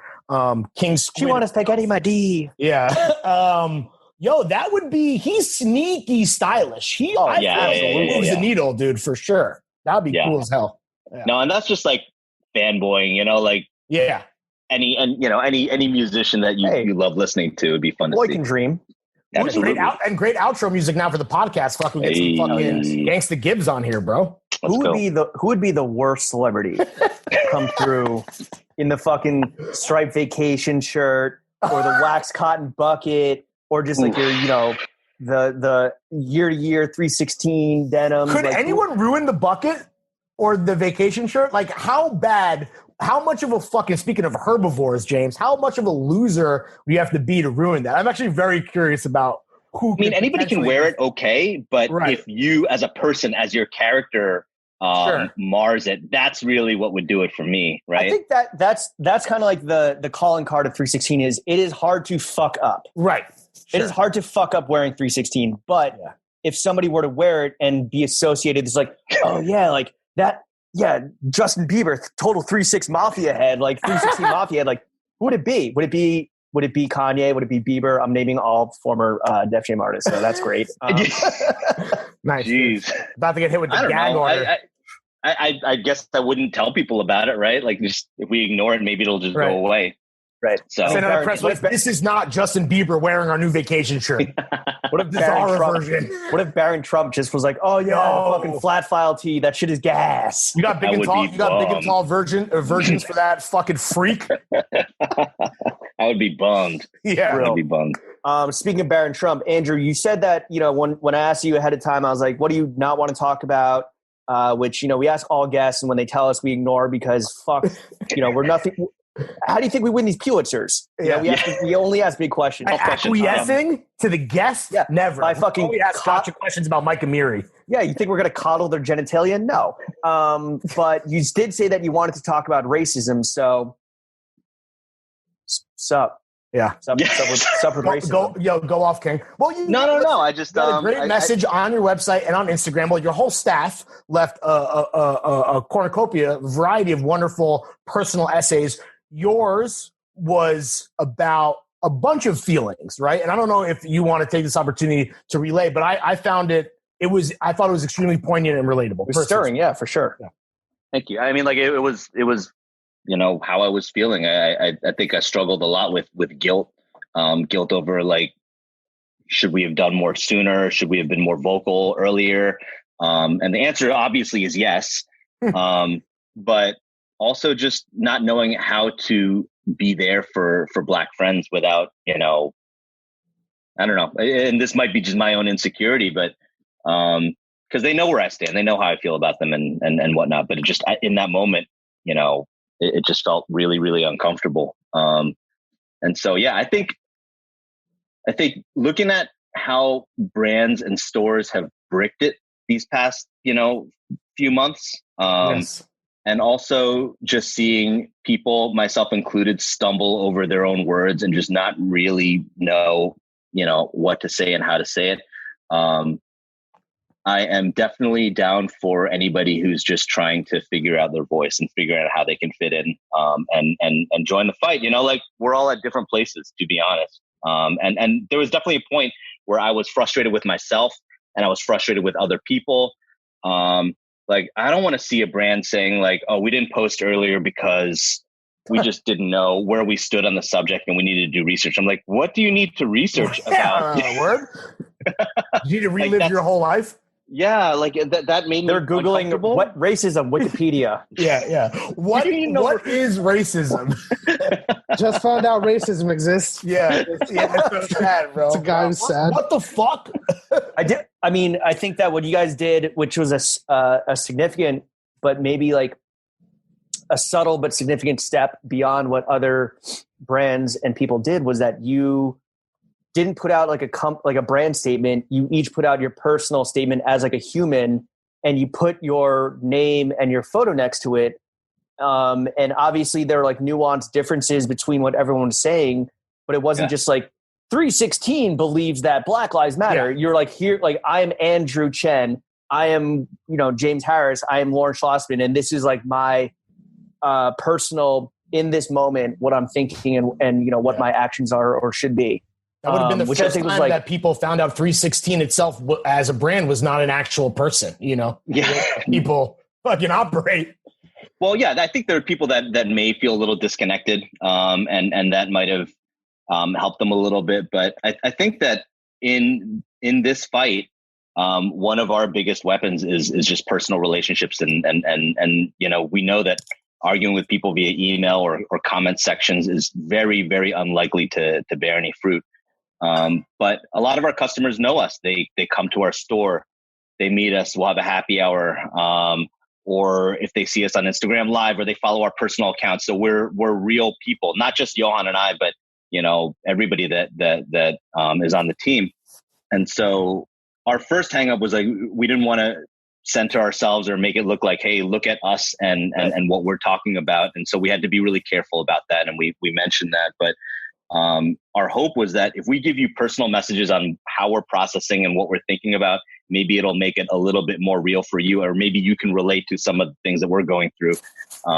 Because if you're not Black, you're probably just in some way or another just tripping over yourself. Unless you are an activist that's writing books, the rest of us have a lot of work to do. And so I think being open and honest about where we were at and what we had learned, and what we still didn't know, was our effort to just like extend a hand and reach out to people, especially nobody's hanging out in person right now. So that was it. It was well received by some. A lot of people didn't like it, but a lot of people did like it. And then there's a lot of people who didn't email back, and maybe they're just marinating, and that's okay. That's good. If you have nothing to say, and you read it, that's good. Yeah. I want to bring it though from the macro to the micro for a second, because you are a non-white person, but you're a real man's man. I don't know if you know this, Andrew, but you're a fucking grizzled ass, whiskey guzzling, fucking big doink smoking. You love your cigars. You're fucking grilling chicken every night. It seems like you're yadded up with very cool tattoos. I saw a skull. Very cool. Wow, badass. Never seen one of those before. And you run your own businesses. I mean, typically in this country, Asian American men are not considered what is known as traditionally masculine, right? We are typically seen as more effeminate or emasculated. I wouldn't even say effeminate, emasculated. Have you run into the stereotypes specifically in the menswear arena? And how do you address it? How do you deal with it? I don't know. Tell me about that. I don't think we've ever, ran into anything like that. At least stateside, it doesn't matter that much if you're Asian. I think it matters if you're Black. We've started to see that, right. and you're not going to get the same kinds of opportunities. But I don't think we've ever been held back because of our ethnicity. I think it could happen outside of America if you want to keep it a buck. Sometimes people want to buy stuff that's made in America from people who look more American. But here, where the bulk of our business is done, I haven't really felt anything like that. Which I'm thankful for, and I think that, we just we move forward and we try and be cognizant and mindful of people who do not get the same kinds of opportunities. So what about do you consider the model minority thing to be what do you think about that stereotype? Or is that, I think that is something that I think Asian Americans probably have a strong opinion on. What are your thoughts there? I think it's hot trash. Really? Yeah. I mean, I think it's what racism does to all different ethnicities, is that it turns you into a monolith, and right. and it makes you think that you can judge an entire people group based on misinformation. And do I think that it drove it made us a wedge between? Yeah, absolutely. I really see that, and part of me having to deal with racism is looking at the way that I was raised and the opinions that were given to me by my parents and people around me, and having to deal with that first and foremost. There's just there is across many different ethnicities, there's a fear of a Black planet. So we just have to understand like the subtle and the not so subtle ways that it came up, and why did we lock the doors in our cars when we were driving through certain neighborhoods? I mean, that's just white people just positioning, just puppet mastering different ethnic racial groups against one another, in my opinion. Yeah, I mean, really, what was hard, I think, for I hope my parents don't listen to this. I think 18 million people tune in every week. Might be them. This is a good. Might be Mr. and Mrs. Chen. I think what's difficult for Asian immigrants to understand is that just because you were able to make it work, coming over here with nothing, doesn't mean that it's an equal level playing field for all. And my parents really did come over here with nothing. And I admire and respect, and I'm thankful for everything that they did for me, for my sister. And they went through some awful things too. Let's be real about that. It was not easy for them by any means. But when you look at it that way, you have a tendency to fall into this like self-righteous attitude where you I did it. I was able to pull myself up. I was self-made. So if anybody else is not able to, then they're making poor life choices, or and it's hard to look at a bigger picture. My dad worked as a recreational therapist at a hospital in the Bronx, and he just he helped with drug addicts, and so he saw the worst of the worst. And you could go one of two ways with that. You can see it as a systemic issue. Why do they keep coming back? Why do we help them and empower them, and then 2 weeks later they're back in here? Or you can look at it as like it's hopeless. And he never told me which way he stood on it, but you could kind of tell. Right. I mean, the whole bootstrap myth is absolute bullshit in this day and age. Maybe when America had in the fucking 18 Dickities or whatever, but also it's almost as if, and not to toss down again sweeping generalizations of entire populations and groups of people that are in different situations, but it's almost as if coming here as an immigrant on a blank slate, you are better off than someone that's been caught in systems of oppression through generational oppression since jump. Yeah. Right. So it's and then I really do think that the model minority myth, or it's oh, well, they did it, why can't you do it? That's just absolute just puppet mastery from the hegemonic white class, in my opinion. Absolutely. No, I'm with it. Andrew, have you tried to talk to your parents about how what their perspective is on what's happening now, or is that something that the generational gap is a loss? No. This is what I think all of us this is what all of us have to do in every possible regard. And my sister and I have therapy tech sessions when one of us talks to our parents and they just lose it, and we have to talk each other off the ledge and say, look, take a break this week. I'll call them. But yeah, it's slow going. But I will say this. My mom has been reading books that she doesn't usually read, and even over the past couple of years. And so at her age, I believe it's still possible to change and to learn and to grow. And so that's something that we all have to come to grips with too, is that it's very easy to have a self-righteous attitude when it comes to racism and looking at the people around you that may not be on the same page as you, or not as far along as you want them to be. I mean, where were we 5 years ago, 10 years ago? We didn't know the things that we knew. And so for my mom to be able to read Ta-Nehisi Coates and to talk about how it moved her, because it was just experiences that she never saw or heard from before. Just Mercy was free to stream last month.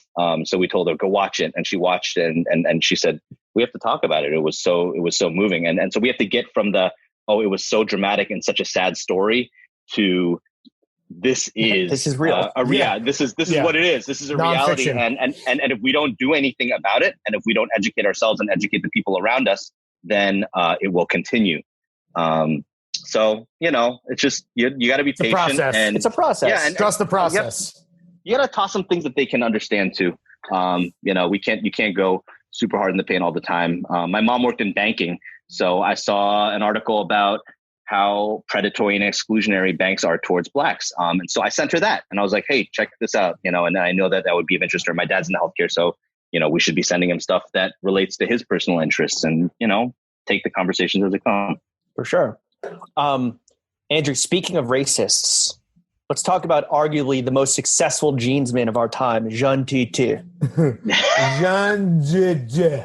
Why hasn't he been the fuck out of here? Bro, come on, man.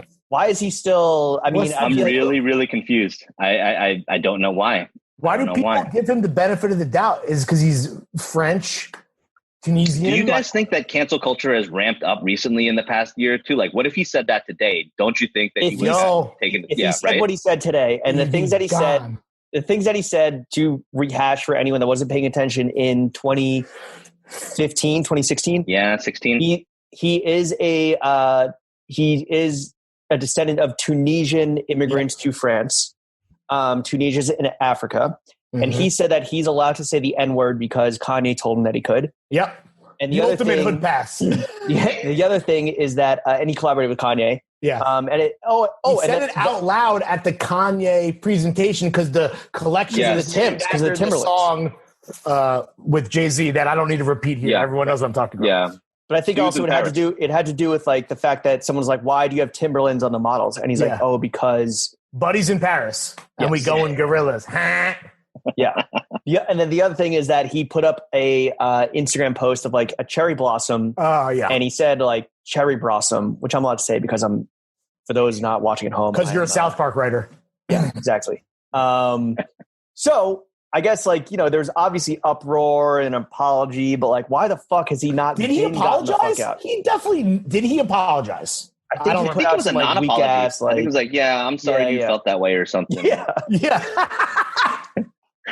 I don't know. I mean, definitely a lot for the better. We're all hyper aware, and through information sharing in this day and age, nothing gets past anybody anymore.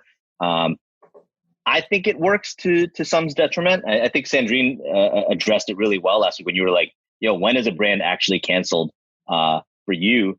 And she says, I want to work with people who want to change, which I thought was really, really generous of her. But, we're also on the positive side, people are showing their ass now and we know where they stand. Show us your ass. Yeah.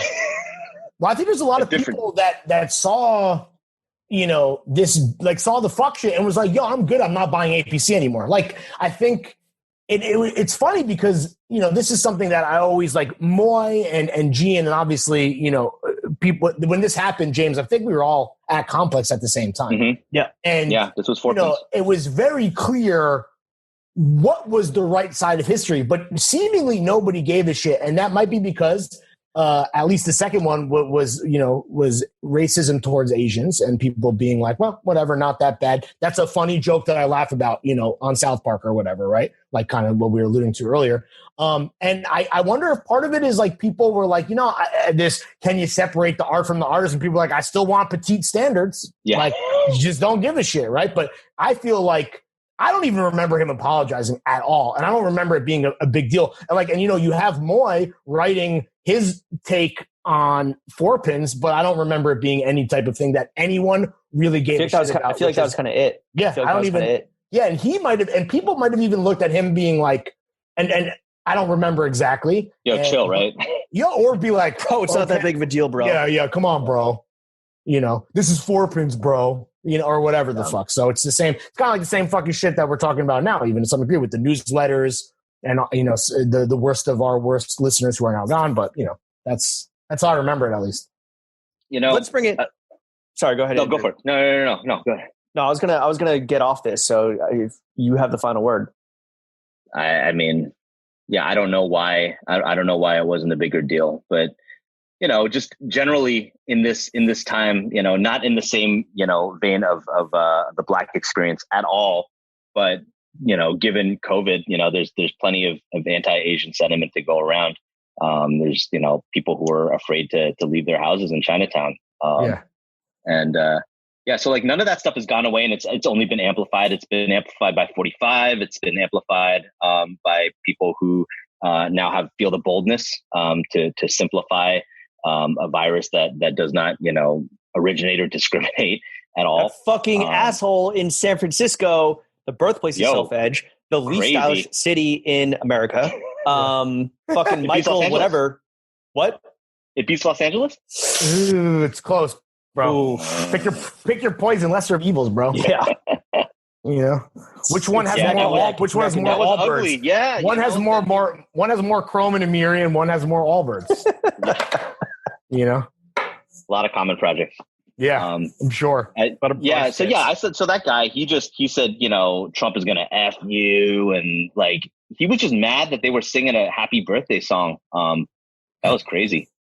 That dude was really crazy. Eating by himself, like the lonely fucking nerd he is. Yeah. Yeah, and then he ended up backpedaling. He was like, "I was raised to believe that all races and ethnicities were equal." I'm like, all lives matter. So that's the essay version of all lives matter, bro. You don't need the word count. There's no limit here, bro. You can. Yeah. I mean, it's very subtle and it's insidious. And like my right before we went into New York City lockdown, my kids started getting it at school. They're in third grade and second grade. Yeah. One of them was told like, you've got COVID because you're Chinese and whatever. And then my younger one, I packed him a lunch and one of his classmates said like, that's disgusting. Someone said like, is it a bat? And they flipped it over. So I had to. Shit! I had to talk to the school, but I had to talk to them too because he had a friend that stuck. One of his friends stuck up for him. He was like, "Why is it gross? Like he likes it. He's eating his lunch. Leave him alone." And I told him that how did it feel when that kid stuck up for you? He said it felt good. I'm like, you have to do that for other people because there's like that's going to happen, to others throughout the rest of their lives. So yeah, it's out there, but I don't think for Asians it's a time for us to say like, well, let us enter the oppression Olympics. I think it's an opportunity to understand that yes, there is discrimination in America and it's rampant, and there is there are systemic issues that Blacks have fought hard to they've tried to combat for before we even arrived in this country, and that that's something to understand and to back. So for sure. I want to move on from the timely relevant news of COVID and, this moment in America with, upheaval around race relations to maybe some like sunnier, brighter relevancy in news, which is we were recently teased with this juicy collab news between 3sixteen and 18 East, two brands with numbers in their names. That's a big gas slapper, my G, confirmed. What's that collab looking like? What are we working with here? Lawrence, are you peeing right now? Yes, I've shut my camera off and I'm going on mute because I am taking a pee-pee. A pee-pee-pee. Thank you very much, my G. Pee-pee-pee, my G. First off, we definitely didn't make enough of them, so that's a bummer. What did you not make enough of? What do we we made a jacket together, and it was something that was on our design board for a while. It was something that we wanted to do, and it was part of what I had mentioned earlier. We wanted to do some special projects with our new neighbors on Elizabeth Street, which Antonio is one of, and it's cool. We met him through Jeremy. He opened his shop up right when we started to look at the space. So we ended up walking back and forth down Elizabeth and our design studio on Forsyth a lot. And every time we saw him in there, we would pop in. Late in the year, we told him, hey, we're ready. We're getting ready to open the shop up. We want to, work on a couple special projects. And he has this really beautiful hand quilted fabric from India that he had used in a different colorway in the past. And so we started talking about this jacket that we could do. We tried to bring a few of our design elements into it, but he handled the production. And so we have it's a double zip jacket out of this hand quilted fabric that's been indigo dyed, which he hasn't. I don't think he's done with that before. And then there's like a black indigo dye, so it looks like faded charcoal. It will release when we open the store. And and there'll be unfortunately a lot of disappointed people because we were only able to make a small number of them. Limited edition is what you're saying. Yeah. And we know that we got pop now or forever hold your peace. And we know that we got four. We got four. Heading out to Oh right. Team on the Yeah. Everybody's a buddy when it hits the Instagram stories, you know. Yo, Andrew, what's good, man? You want to come on the podcast? Cool. Yo, all right. So you got 18 East collabs, you got other collabs in the works. Who's like your dream brand or whatever business institution, podcast individual to collaborate with? Like, if you had your druthers again, who would you be like? Wow. Want to partner up with you, and why? As a brand, I don't want to speak for both of us. I think I don't think Johan is down for New Balance, but I am. I've been wearing New Balance for a long time, and if you're listening to the pod, what's the one model that you would want to freak? And I guess we'll touch on this in Fuck with Working Title, but what is the GOAT New Balance model for you? I'm really curious. Also, we can definitely hit the plug if you want us to make that happen. Yeah. Finder's fee. Yeah. What is the one model? It would be the 990 V2. That's mine. And that is what I would like to do. I feel like underrated, an underrated version. No, that's the one as far as I'm really? Yeah. Okay. Yeah. The most orthopedic, the most geriatric. Yeah. Life rules. He just turned 40. Yeah, right. Yeah, it's gonna really go great with your two-tone Tony Soprano sub, bro. It's for my back. Yeah. I only like New Balances with the little ends. Wow. If it's got a big end, I will not. Right. That limits a lot of the heaters and slappers and bangers that you can tie onto your dogs. Well, you know why? The big end ones are popular in Germany with the neo-Nazis. I'm serious. Yeah, I know. V4s? Is that the neo-Nazi shoe of choice? They love the V4s and the V5s. Well, I think they love the N-word more than anything. That's probably... for them it stands for Nazi. Right, never mind. Their N-word. Yeah. Yeah. All right, so New Balance, we're going to make that happen for you. We're going to put you in touch with our guy. Little Ends Only. Who dubbed us on the Throwing Fits. There's a podcast name. But we'll make the 316, the 316990. We'll make it happen. Ooh. Yeah. All right, James, what were you saying? What did Frankie say about us? We got dubbed on the whole Throwing Fits thing where, we had the juice with the previous podcast endeavor, but whatever. Yeah. We're going to make it happen. Yeah. We'll sacrifice our own collab so that Andrew can get a collab on the littlest end that exists. Yeah, we'll do that because we're that good of guys. Sure. Well, then, Andrew, you've been running your own shit for a minute now. Me and Lawrence, we're kind of new to this. So I guess this is a question as much for us as it is for the 18 million listening at home. What's the biggest misconception people have about like running their own business? Like, what myth you just want to fucking strike down right now? Bust. What myth do you want to bust upon? I don't know. What are some things that people think about running your own business this shit is easy to me. Yeah, right. Yeah, it's easy or it's fun. I don't know. I mean, it's not easy, but it is a lot of fun. Unless you're selling something that you're not super excited about, then it is a job like anything else. But I don't know. I came from corporate America. I worked a regular day job, the first couple of years of doing this. And really, what was your job? I was in IT consulting. Nerd. Some nerd shit. Yeah, absolutely. And I would be working on this instead of doing what I was supposed to be doing. I would be calling retailers during work days, and then I would go home and work on it at night. I would do it on the weekends.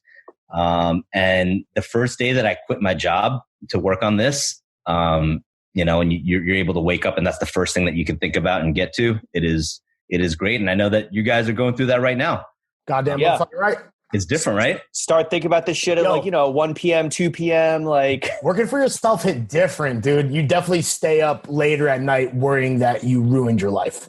Yeah, for sure. Yeah. But I think that these stresses do go away over time. Obviously, if it is successful. Thank God. Right? Like the things that really kept you up at night earlier on do, like childbirth. Speaking for yourself, it was difficult, but kids are mids, so speak for yourself. Yeah. We'll get to that. I mean, obviously we're doing this over Zoom. Chuck's stuck in his fucking Bushwick dungeon. No natural light. Chuck, do you have a window in your place?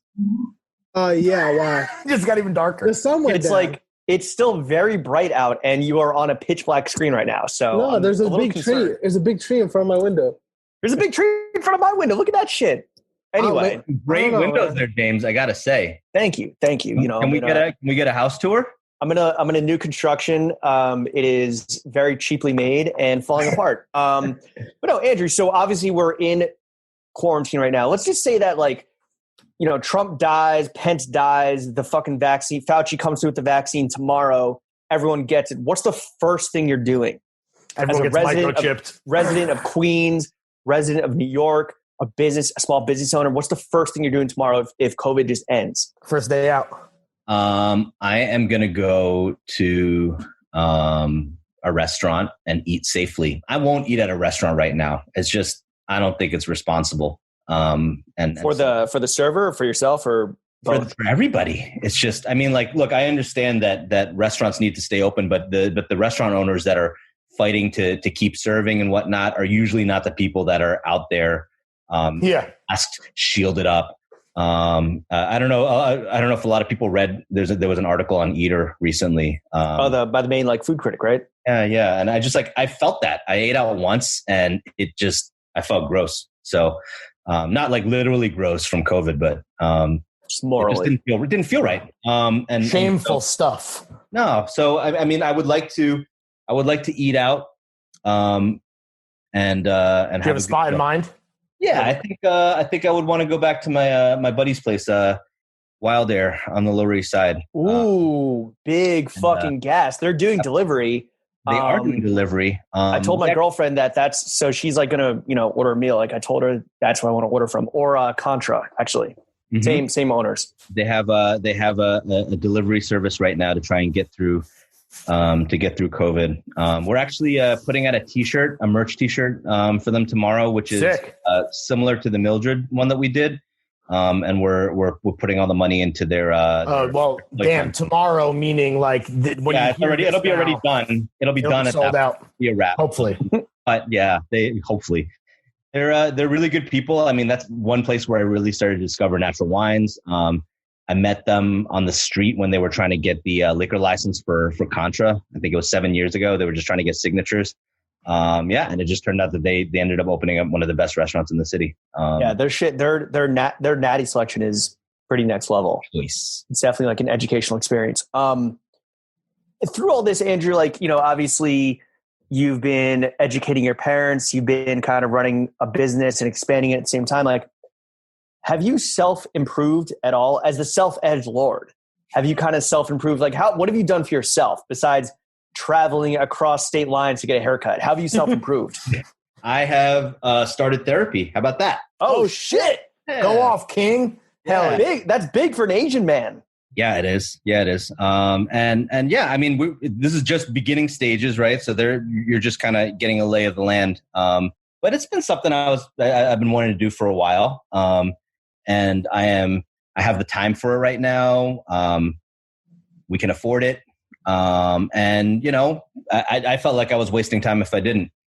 So I'm trying to learn about myself a little more and, be a better husband, be a better dad, be a better guy to work with. And so far he's been focusing a lot on vulnerability, which is something that we don't really do here on Throwing Fits. Fuck that. Yeah. We do now, bitch. But yeah, that's something that I've been thinking about. Just what does it look like to take a risk and let people know how you actually feel without covering it up under a mask of toxic masculinity. Right. That's great, man. Good for you.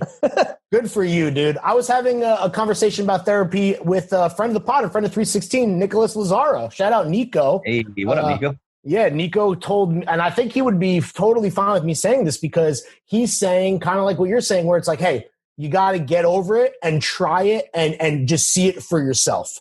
And I think that, personally speaking, as somebody who has for me, the hardest thing to do is to take that first step. Everything that I'm hearing is, I think that this is all great for anyone to hear because the the feedback and the reviews on therapy apparently are fucking stellar. Who would have thunk it? You know what I'm saying? So again, if you're scared at home, we got your back, bro. Yeah, no. If therapy had a Patreon, I mean, I would definitely, contribute to it. Yeah, that shit would be. You got to pledge by the hour when it comes. They definitely got 5-star reviews on iTunes. What about? I mean, that's amazing, Andrew. That you're like, kind of turning introspective and putting the lens on yourself in order to become a better person to the external factors in your life. What trash behavior are you exhibiting? Well, trash behavior. Yeah. Let's role play some therapy right now. I don't know. I didn't drink for the first month of COVID. I was in a hole. And I know that people were probably drinking extra the first month, but I was every day. Yeah. I was really bummed. I was worried about our country. I was worried about not getting sick. I was, worried about our business. So I didn't want to do anything. And so you didn't drink. Yeah. With all that. Weird. Yeah. Wow. All right. I didn't drink, and I had, I had no interest. I was just you edged out. But we're talking trash behavior. So okay, so that first month passes, then what? I got over that. So we're good now. I made some wine runs. My wife's been pouring a drink at like 4:30 p.m. every day. It's summer, baby. It's summer somewhere. It's fine. And I think, there's been no like reckless behavior, but it's been good. I don't know. Like, have you guys ever thought about how this will never happen again? I mean, if we're lucky, hopefully not. Yeah. But yeah, like this kind of time that you have to yourself, like that will never ever happen again. And for us, like Chuck, what is it? Every day is a 3-day weekend. What is this shit? That's right. All right. That's Chuck's next tattoo. Cheers.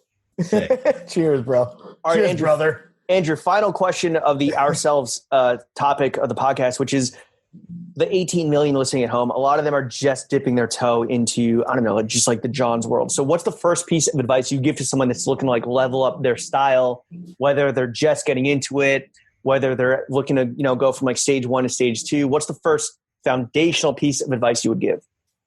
Well, I guess you got to take this with a grain of salt because we don't know how safe it is to be shopping in person right now. Sure. But yes. I would always recommend shopping in person, and talking to somebody who's at the store, and again, showing some vulnerability here and letting them know, like, I would like to, I'm looking to, improve this or try this. And like people who work in shops that's their job, is to, help you figure out what looks good on you and what makes you feel good. And if they are not paying any attention, then they are not good at their jobs, and you keep it moving and you go somewhere else where you actually are taken care of.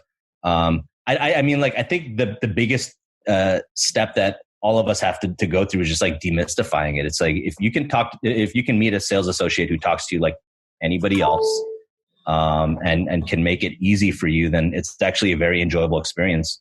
And then you develop a relationship. You go back and you're like, this worked for me. I like this. What should I check out next? It's not unlike going to a record store and telling them that, I just listened to this, where should I go next? Or a wine store. Or a wine store, exactly. A wine shop. You do it there. Just be like, these are the last 3 bottles I bought. This one slapped. This one was terrible. And then, like, what should I try? Or this is what I'm going to eat it with. How is it any different? So yeah, you got to know what questions. You got to know thyself, right? This is all a part of self-discovery, right? That's how self-actualization. Betterment, actualization. All the fucking every one of Maslow's needs, every hierarchy. We're fucking checking them off. Fucking, I was gonna say brick by brick, but free clout to Barstool's parts.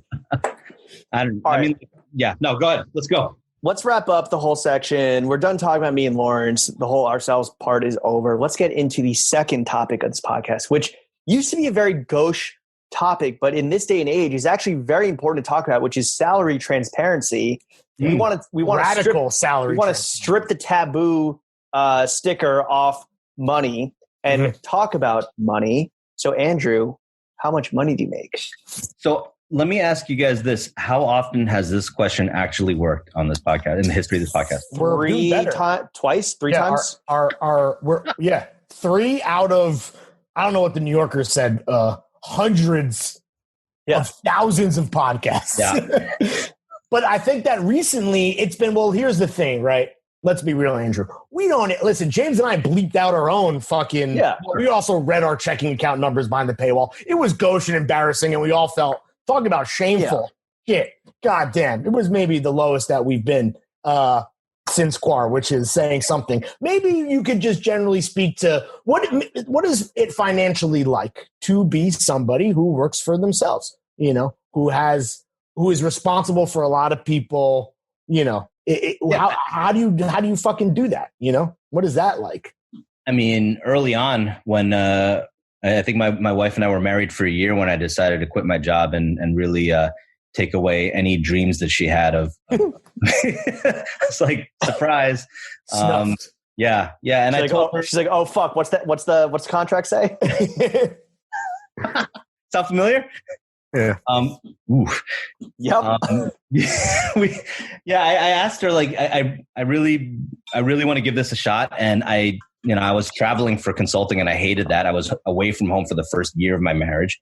And I was just like, brutal.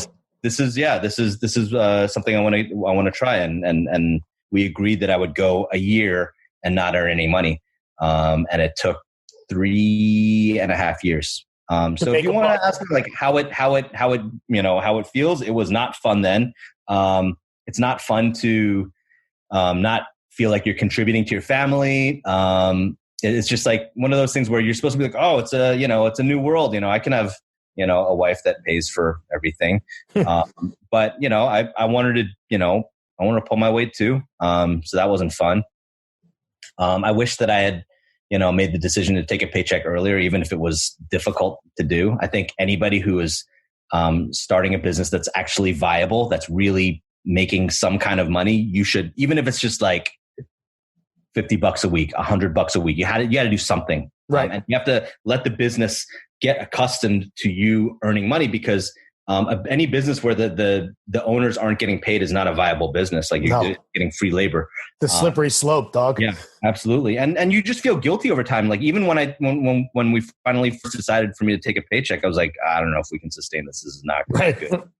But we never missed a paycheck. Like it's hell yeah. Then it's been good. And so like for us, I talked before about like us not needing to be big, and so we don't have to look at other brands and like what their flash in the pan moment is and how much money they can make. Any motivation we have to get bigger is to look out for the guys and make sure that they can stick around. If you want to be here, I want to make sure that this is a place that you can be at, and that you can move into new life stages. And if you're still having fun and you still like what we're doing, then I want to make sure that money is not a barrier. Are we 100% there yet? Yeah, I don't think so, but we're trying. And then the other thing is like we're all looking at right now is like. The more that you can do, the more loyal customers you can earn, the more Patreon, listeners that you can accumulate, the stronger your voice is, and then you can use it to do things.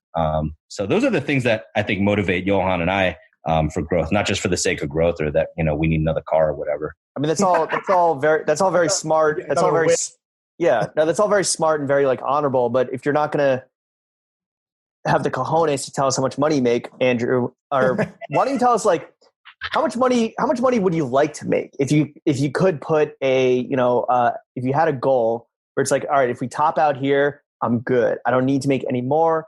I wouldn't want to make any less. Like, what would that number be to kind of sustain whatever lifestyle it is that you want to live? I'm already there. We're good.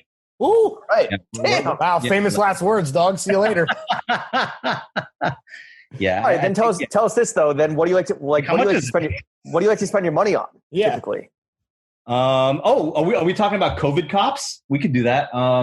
We're talking COVID cops. We're talking kids' haircuts across state lines. Yes. But yeah, no. Like typically, is it food? Is it travel? Yeah. Is it John's? Is it your own business? Like what do you like to kind of direct your funds towards? I am personally not in a post sneaker world, so I still like buying sneakers.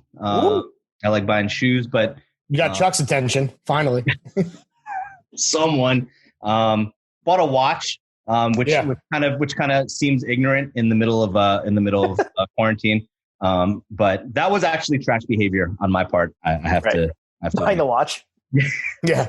What else did I buy? I bought some shoes. I tried to I really tried to buy from friends' businesses. And like, if it's something that supporting the amount of money that I don't really need to think about, and it's not going to break us, then, just, the homie Brian at Wooden Sleepers. I bought an expensive pair of, vintage HBT pants that were super cool. Right when COVID hit, and I was happy to do it. And I knew that it made a difference to him. Some friends told me about a coffee roaster in Atlanta, Portrait Coffee, the Black owned. And I've been just like buying it and sending bags to friends. Dude, someone on our Discord today was like, hey, what coffee should I get? And someone else was like, hey, this is like what Andrew Chen just copped. Ooh, coffee influencer, bro. Yeah, for real. A Beeman. A Beeman. Yo, I would like. I'm on Flow Team already. They sent me a bag of their newest roast that just came out. Okay, so, well, don't flex too hard. Okay, chill. All right. I got a $12 bag of beans for free.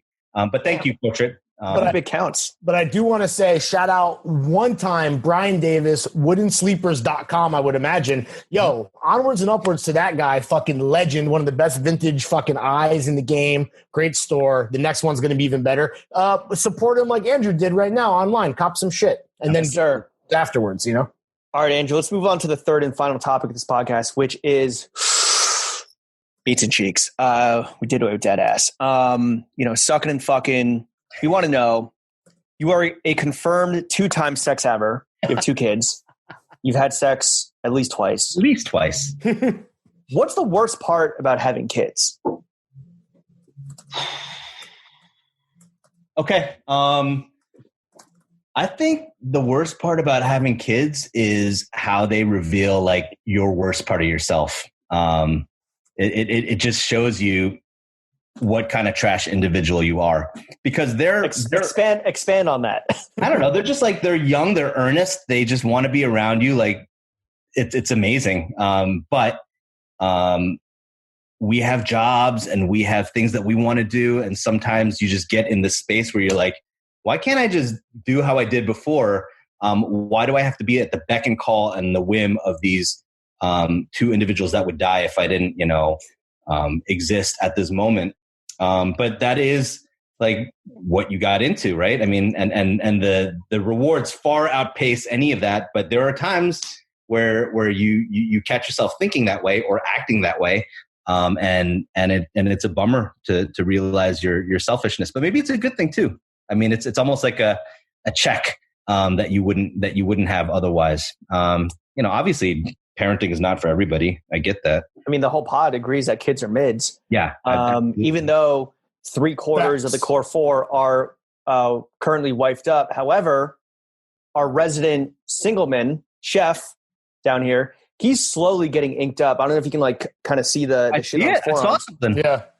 What? I mean, you're fucking yadded, head to toe. Big yadded. Big yad. So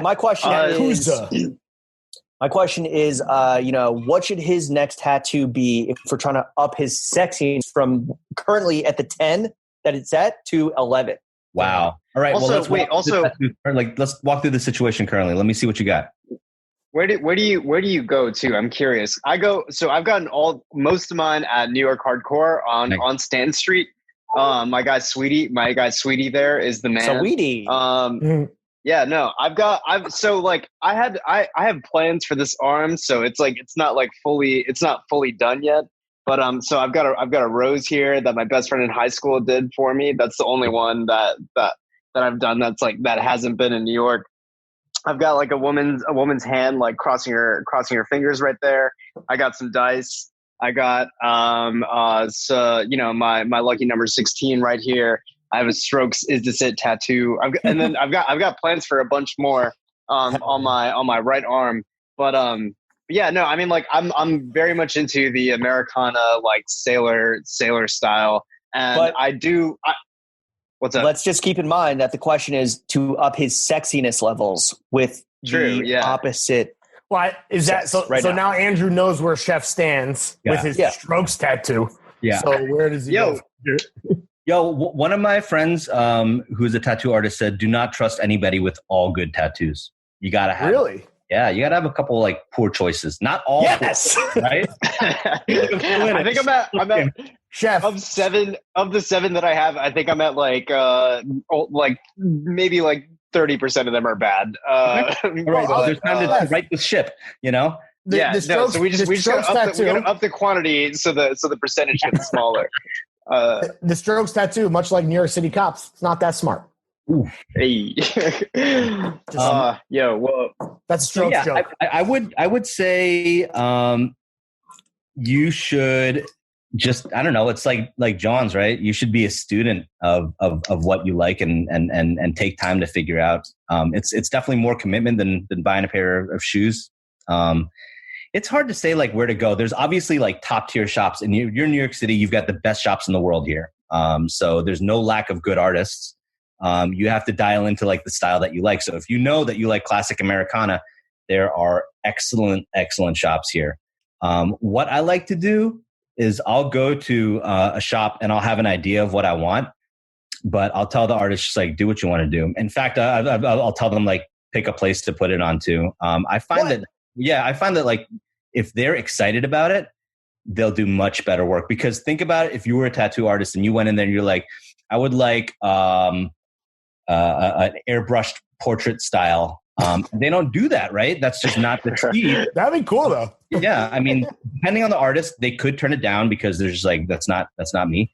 Or maybe they'll do it and they'll be bummed, and you don't want to catch an artist when they're not at their best. So you know, that's you could just walk in, have a couple of different things. Like I mean, I'm not trying to, you know, come up with something super conceptual here, because usually when you come up with one of those ideas, it's a bad tattoo. Stick with the plastics, flip through the feed, just be like, I like this and this. What do you think? Where should I get it? Like, I kind of want it on this arm. Where should I get it? And then Andrew, what's your worst tattoo? Yeah. I mean, you knew right away.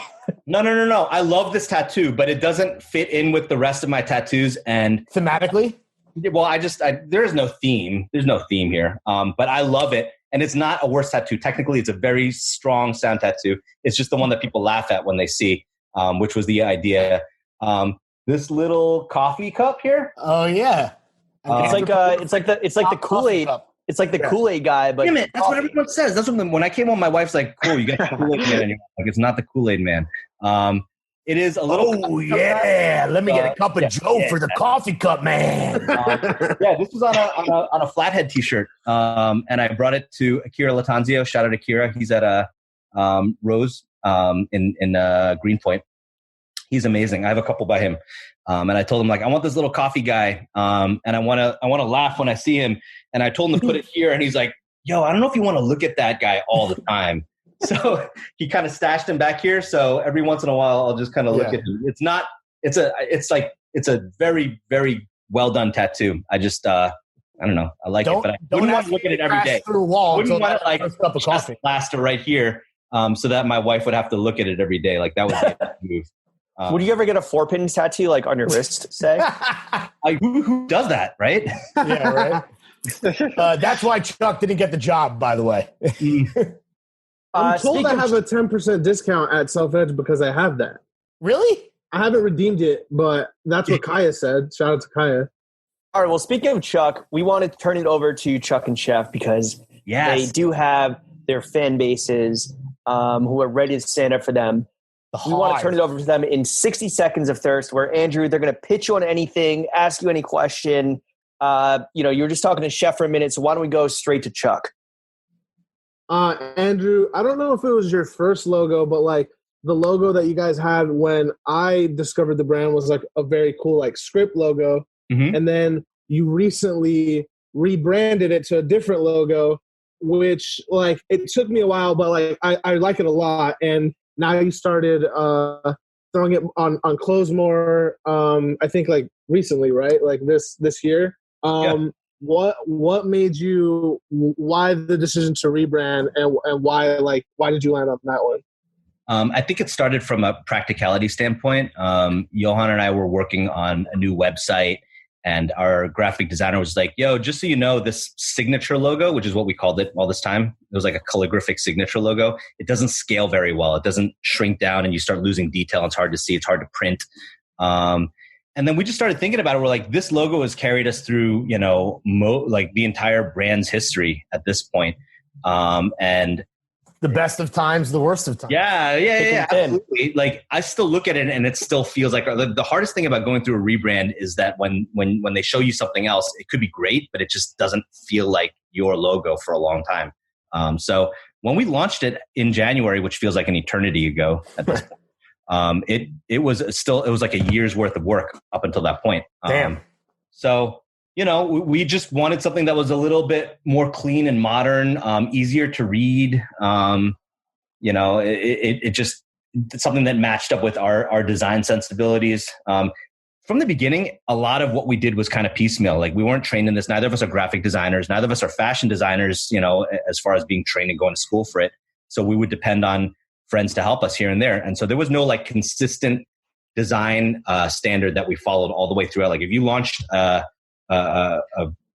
brand today and you had some money behind you, you would hire an agency and they would lay everything out for you. And we never really had that. So this was our chance to go back to the drawing board and do it all from scratch and develop a system. We were really wowed by it because we'd never gone through that process before. They took time to understand, you know, what we were into, what we were trying to achieve. This is what big money gets you. I was going to say, imagine you didn't have a year to do that. Imagine you had, say, I don't know, when did we get officially canceled off Barstool? And when did we launch Throwing? Imagine you had 2 weeks. Yeah, no, 1 week. 1 week. Imagine you had, how many hours is that? You know? Like, you know what? You guys pivoted admirably. I mean, the logo's exactly the same. So, you know, we also didn't have to work. Yeah, don't tell anybody. Don't tell Barstool Corporate. Don't tell El Presidente. All right, Chef. Thanks, Chuck. Thank you, Chuck. Chef, 30 seconds of first. Yeah. Actually, Chef Hive is now the most active Hive. Chef Hive. Oh, this is not a dude. Yeah, I don't. It's not. It's just it's ebbs and flow. And right now, Hive, and then what's fucking flowing? Chuck Hive. They're both hives. Because we've got fans, fans of the podcast. Chuck has 12 people watching his Twitch stream. Yeah. Some like 9-year-old kid. Big mother truckers. Yo, I don't know. Do you want to tell the story about the child saying "big gas slapper my G" on stream, or do you want to save that, or do you want to just talk about? Do you want to plug your stream, Chuck, or do you want to save it for another time? I'll save it for another time. But Throwing Fits Pod on Twitch every single night, all night long. Literally. Truly. My man's fucking Da Vinci sleep cycling so he can Twitch more. we need to pay for his LASIK surgery. Chef, what's good? Chef Hive. Andrew, you kind of talked about your relationship with your parents a little bit. I know it was like in different contexts about like race relations and stuff like that, but it seems like, you know, that point about like having those conversations with them really resonated with me, because I also have immigrant parents that came to the United States with nothing. I was already a child too, you know, and I kind of like saw them, you know, go from where they were to where they're at now. Mm-hmm. Slightly different question though.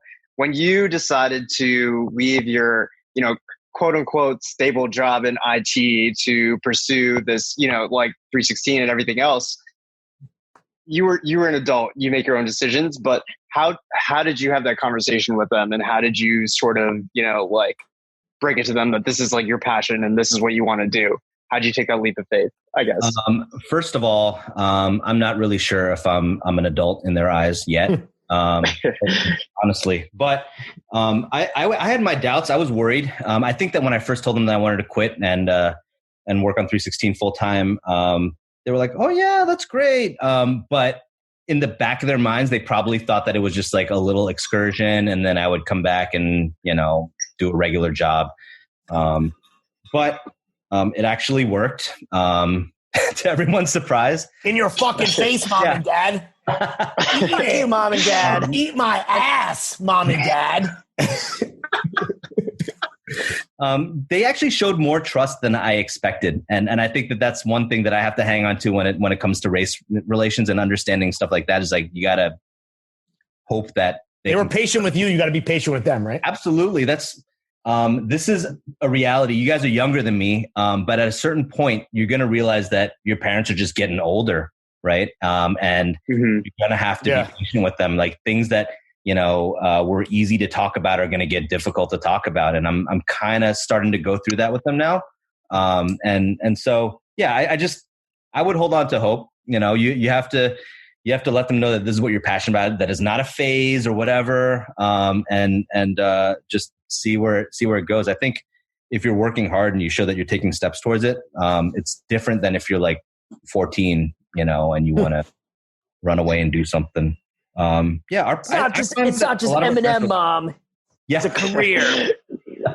Yeah, they surprised me with the level of trust they were able to put forward. I mean, they were probably freaking out inside, but it worked out all right.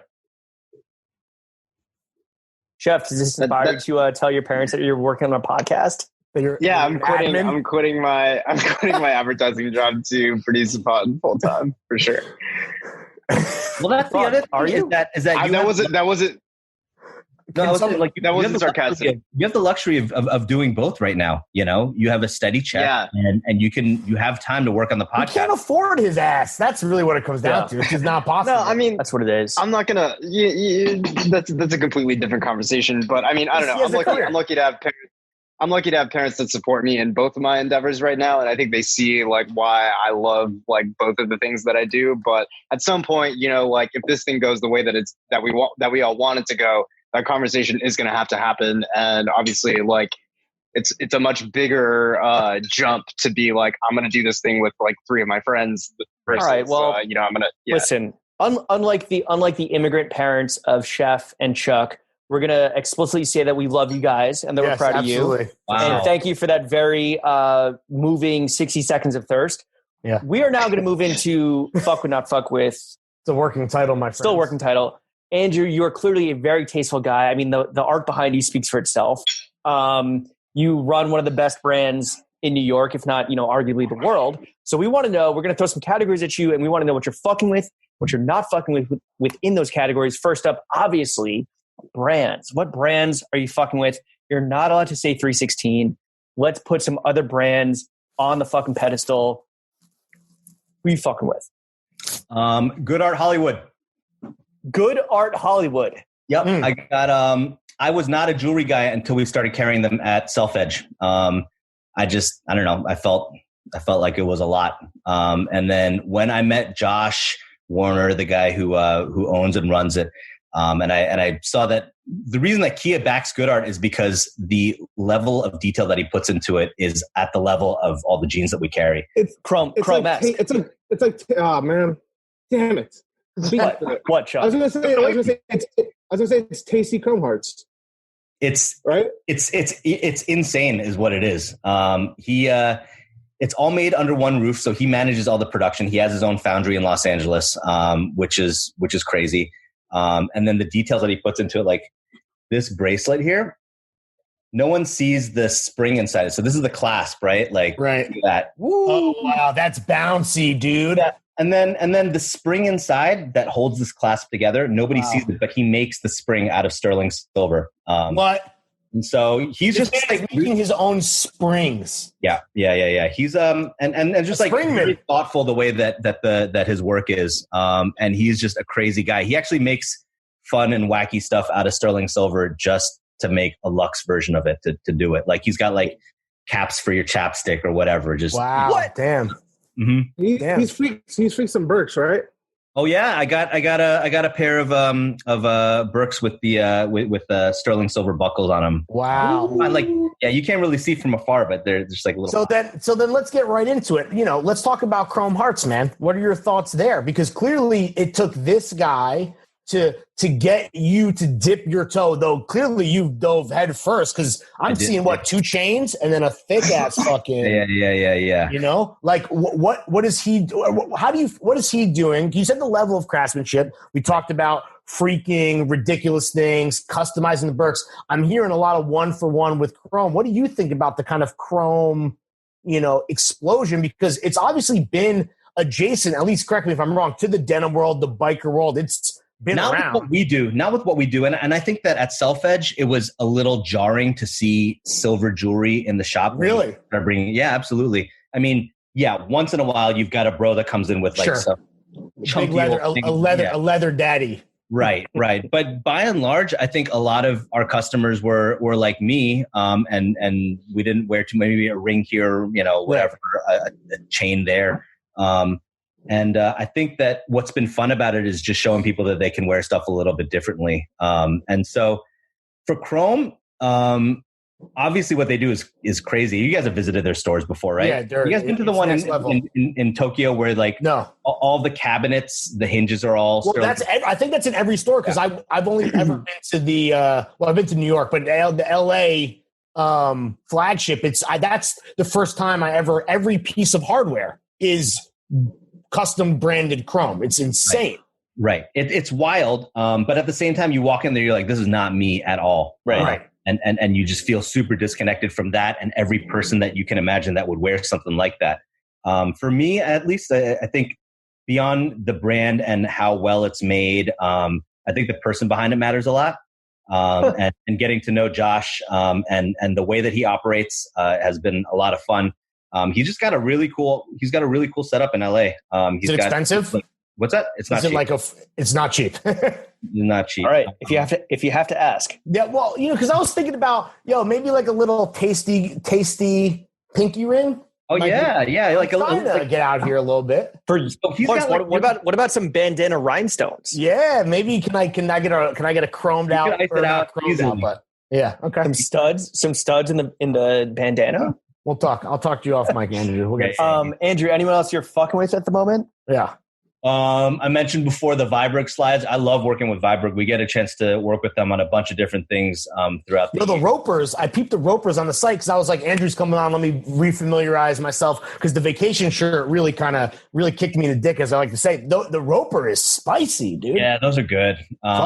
They're really comfortable and easy to wear. The silhouette's just right. What we look at oftentimes is how a product looks like, a year or two down the line, not just brand new. And those boots, like, they break down really nice. Right. So they're fun to work with. They're a 3rd generation boot maker in Canada. Brett Viberg is like the great grandson. And they used to make just logging boots up until that point. Yeah. He's like, why can't we take these old silhouettes and then put like super expensive Guidi leathers on them, right? Or Horween leathers on it, and then take it in a different direction. He's got like really beautiful, and he doesn't let the customers dictate where the brand goes, which I really love. I think that's what a brand really should be. Is like, do you direct where it goes, or do you listen to your customers and let let them take you where they want you to go? Do you know the fucking Vibergs, bro? Do you know? Doesn't know the fucking Vibergs? There we go. I was waiting for it to. It doesn't hit on Zoom like it can hit in real life, Andrew. Just trust me. That was mine, though. I'm taking that. I got it. Chuck, tweet that. Yeah. You know the Vibergs. You know the fucking Vibergs, bro. Oh man. Anyone besides one that you're not fucking with?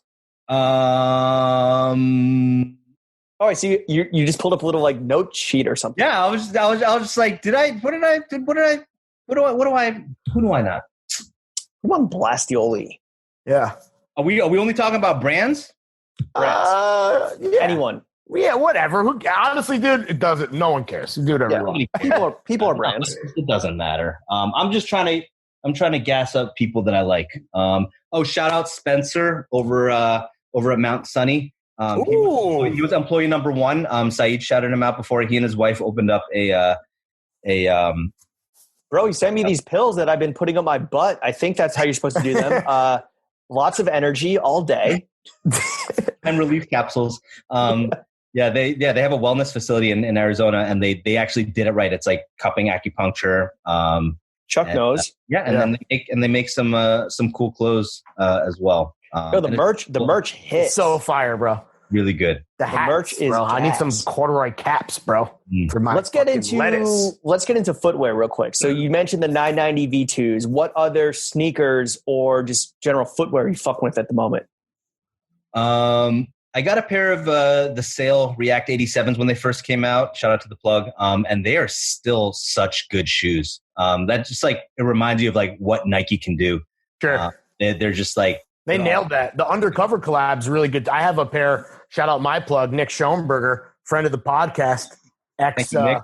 Made it out of the complex trenches. You know, how do you keep those clean though? Do they stay clean? It's like plastic. Right. They gotta be in rotation. Yeah, they're definitely very very spicy, but I would fuck them up. I feel like coffee or whatever beer. Well, no, it's like I think you could only fuck them the same one. Like scratched them. It's the clear joint, like the see-throughs. Yeah, dude, I saw somebody wear them with no socks underneath, and come on, ew, bro, that must have been dead feet inside. That was like fogged up, like when they bang in the Model T in Titanic or whatever the fuck. That's like, are you kidding me, bro? You can't raw dog the Reacts. You're crazy. No, we see all. Shit got kill Jun Takahashi says no. If you had to do, we haven't found a appropriate replacement term for Mount Rushmore. Yeah, because that's done. Yeah, it's fucking donezo. Although, shout out National Treasure 2, Mount great Sunny. flick.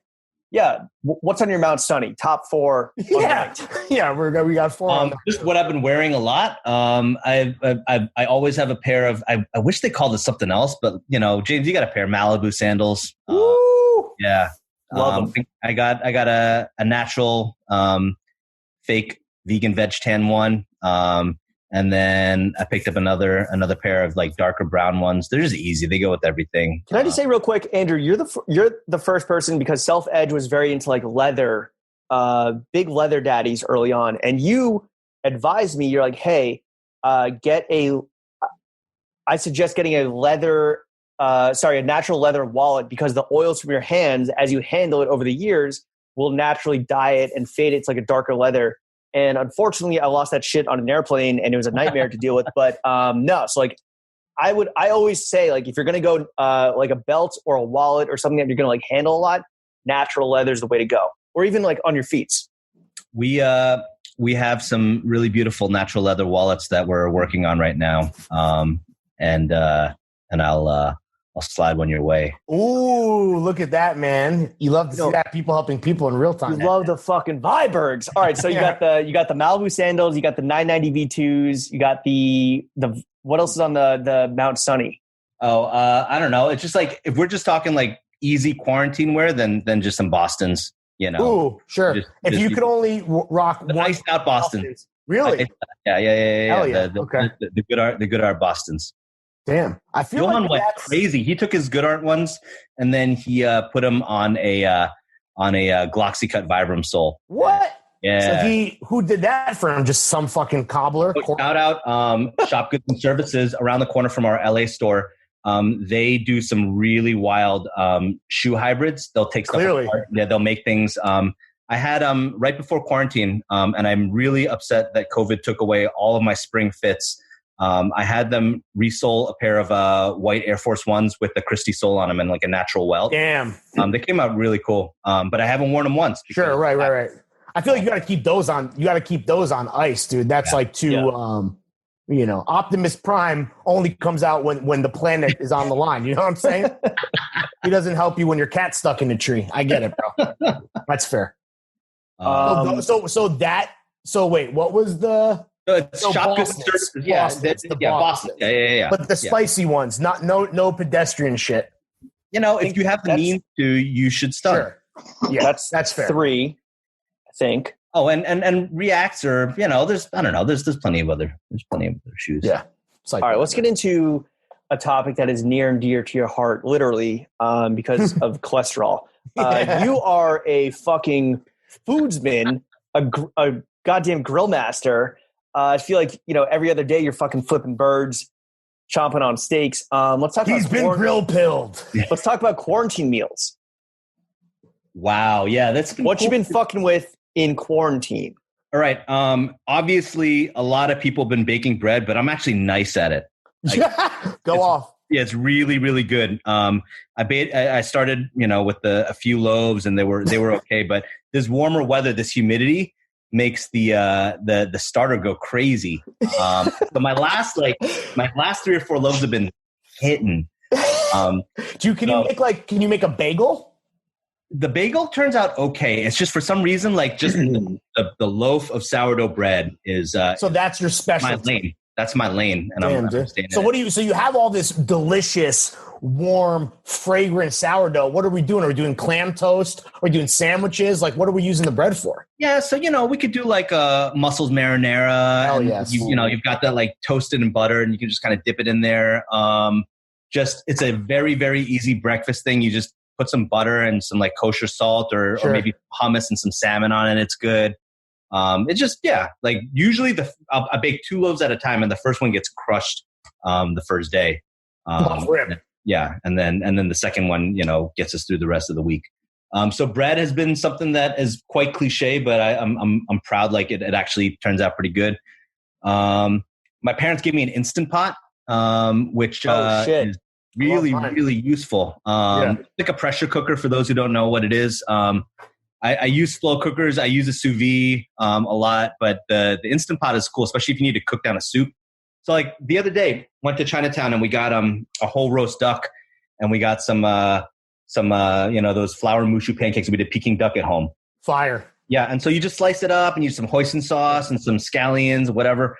But then you've got this whole duck bone, and then I just chopped it up, carrots, celery. And then you just throw it in the Instant Pot for two hours, and then you've got a soup that you would have had to cook all day for. I use mine to make carnitas. Carnitas is great. We're making a lot of tacos too. Yeah, I can't. That's the thing for me. I couldn't recommend it more highly. I guess I don't know. My parents, I think, or not my parents. Someone got it for us. It's on our wedding registry. How expensive are they? Are they because you get different sizes? It's not. It's I got mine for $60 on Black Friday. Yeah, I highly recommend it. I feel like it's one of those things where obviously you just got yours, Andrew, but we didn't start really fucking with it till Quar, maybe my wife made hard-boiled eggs or something with that. No, we're all cooking more. So, you're just trying different things. Underrated, the air fryer and the Instant Pot. I'm trying to think the air fryer really, another one, just fucking wings, changed the game, bro. Yeah, it's good. What about quarantine meals? Obviously you talk about the hype meals with the sourdough, but anything you're not fucking with quarantine meals specifically? Just I'm sick of making or something, or what? Sick of making, overhyped. Kids obsessed with one thing that you have to continuously churn out? Yeah. No, they're that's been one good thing is that we just try and do different things, and one of them is more picky than the other. But once you're locked in a routine of things that we've got a nice rotation. Yeah, that's your least favorite for certain meals. I did al pastor for the first time. That was involved. Did it hit? Yeah, it was good. It was really good. It's obviously not they do it on a spit, right? So, but we got the marinade right. We live right next to Elmhurst, and so there's a lot of Hispanic markets there where you can get really nice fresh tomatillos, and so I made some sauce. I made chilaquiles. That was fun. Big hitter. Yeah, it's good. It's just again, we're not going to have this time again. So we've been real quick, Andrew. If you had to pick one kid over the other, which one would you pick? Yeah, which picky eater? Messed up. That is an awful thing to ask.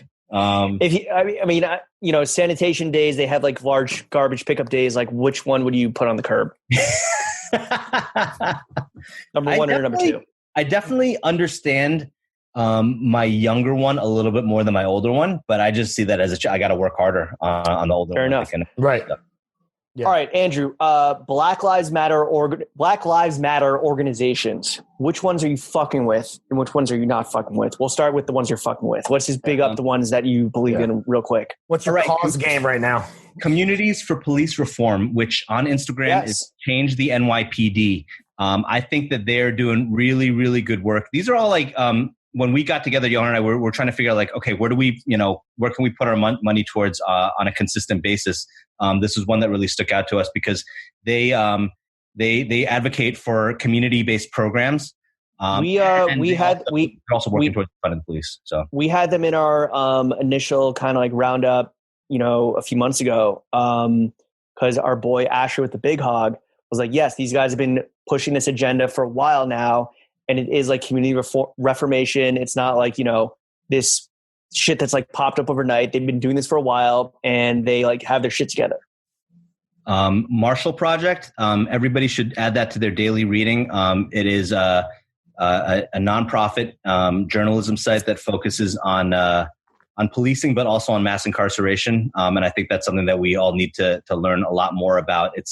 It's legalized slavery. It's crazy. Yeah. And they do incredible work. It's like very well produced stories.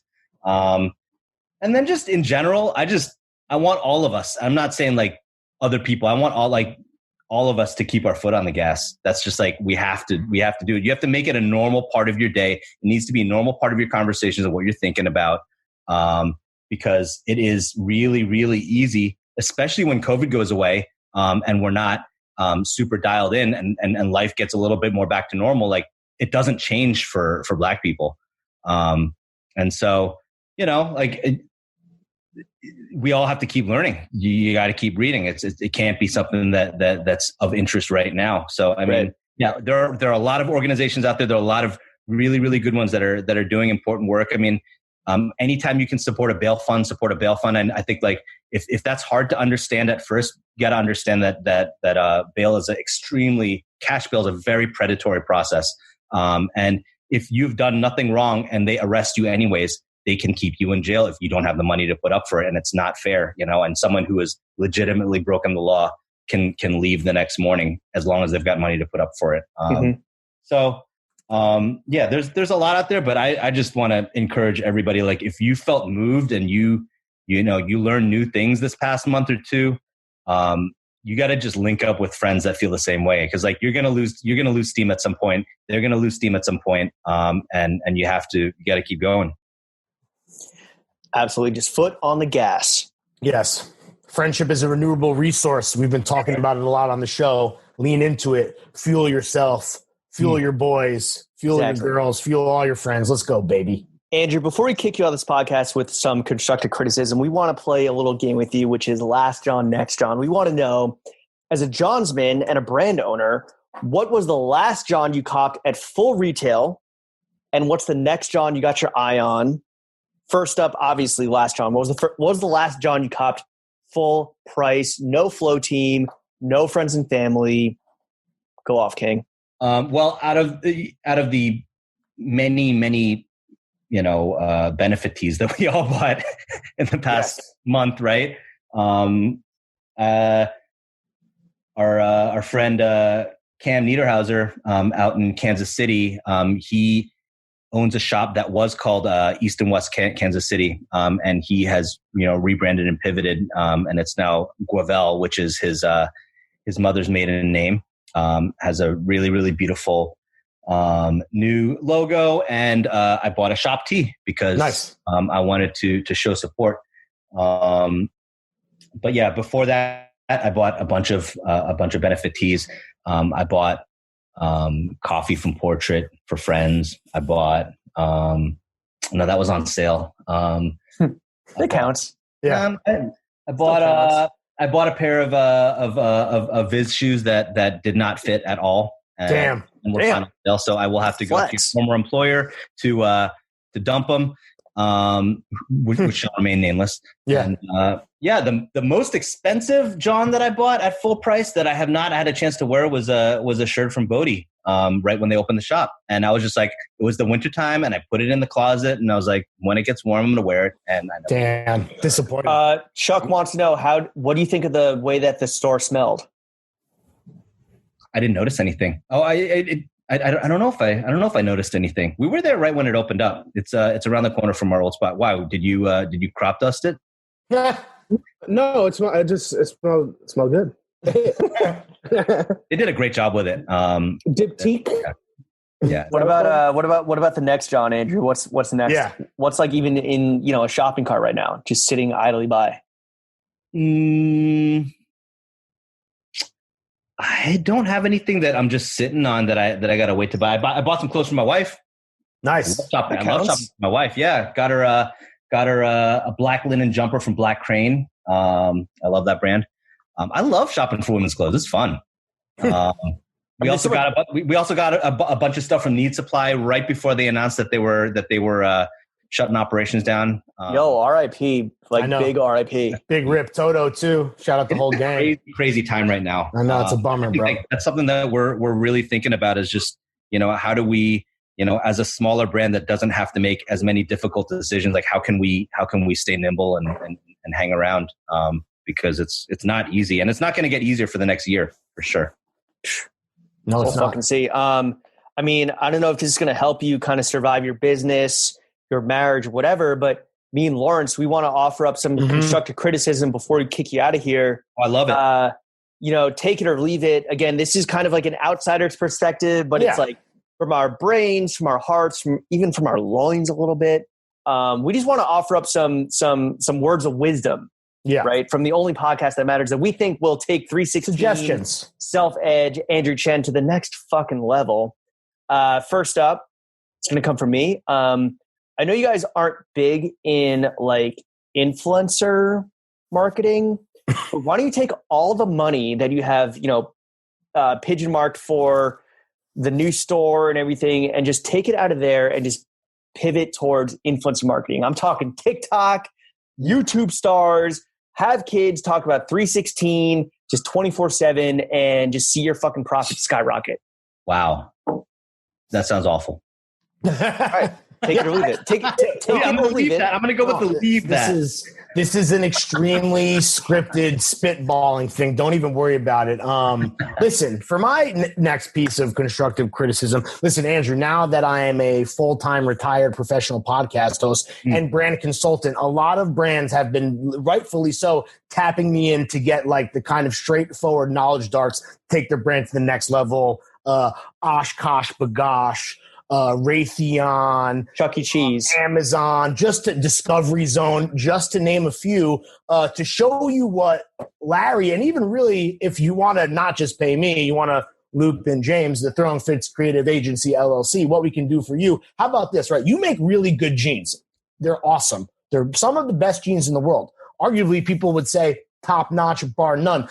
But bad jeans are more popular. So if you pivoted to selling bad jeans, you could make more money. I think we didn't think about that. Yeah, just again, that's the kind of high level insight you could expect. I see the level you're operating at. And it's a joke, but it's not a joke. It's 4D chess, I believe, is what it's actually called. Galaxy. Tired of this man. Yeah. All right, Andrew. Here on this podcast, we had you on because like it just makes sense. It's called synergy, right? We're all about synergy here. It's a real fucking term. It's mathematical. I think Albert Einstein and Jeffrey Epstein came up with it together. 316. And Alan Dershowitz. 316. Stone Cold 316. Collaboration. Get the Stone Cold Steve Austin co-sign. Have him fucking stunner your ass on live TV in the blue jeans. Again, watch them profits skyrocket. Let's go. Yeah. Stone Cold makes a call. What does he wear? What jeans? Like Lee? Yeah, jorts, like some really bad washed jorts. Some 316 jorts? You guys make jorts. You guys make jorts. The signature selvage jorts. Yeah, exactly. And then speaking of, a nice little tush to put in some selvage denim jorts, put that shit on a billboard. I mean, you're talking to arguably 4 guys that have a podcast, 2 of which control all the purse strings. That would be me and James. So if you want to pay us to be in a lookbook, we can do that really easily. Yeah. The New Yorker called us average looking and slightly overweight. Well, one of us slightly overweight. Yeah. Shit. That was unnecessarily harsh. No, wait, did he? Maybe just hunched up like the ground. No, he said hunched over. You didn't say overweight. Yeah, I'm hunched. Well, listen, I'm also overweight now too. They don't tell you about that when you read the article, but it was pre-COVID. yeah, sure. Anyway, that's constructive criticism. Yeah. So take it or leave it. Andrew, last segment, just where can the kids follow you? Plug yourself, plug others, give us the outro of a lifetime. Go off, King. Yeah.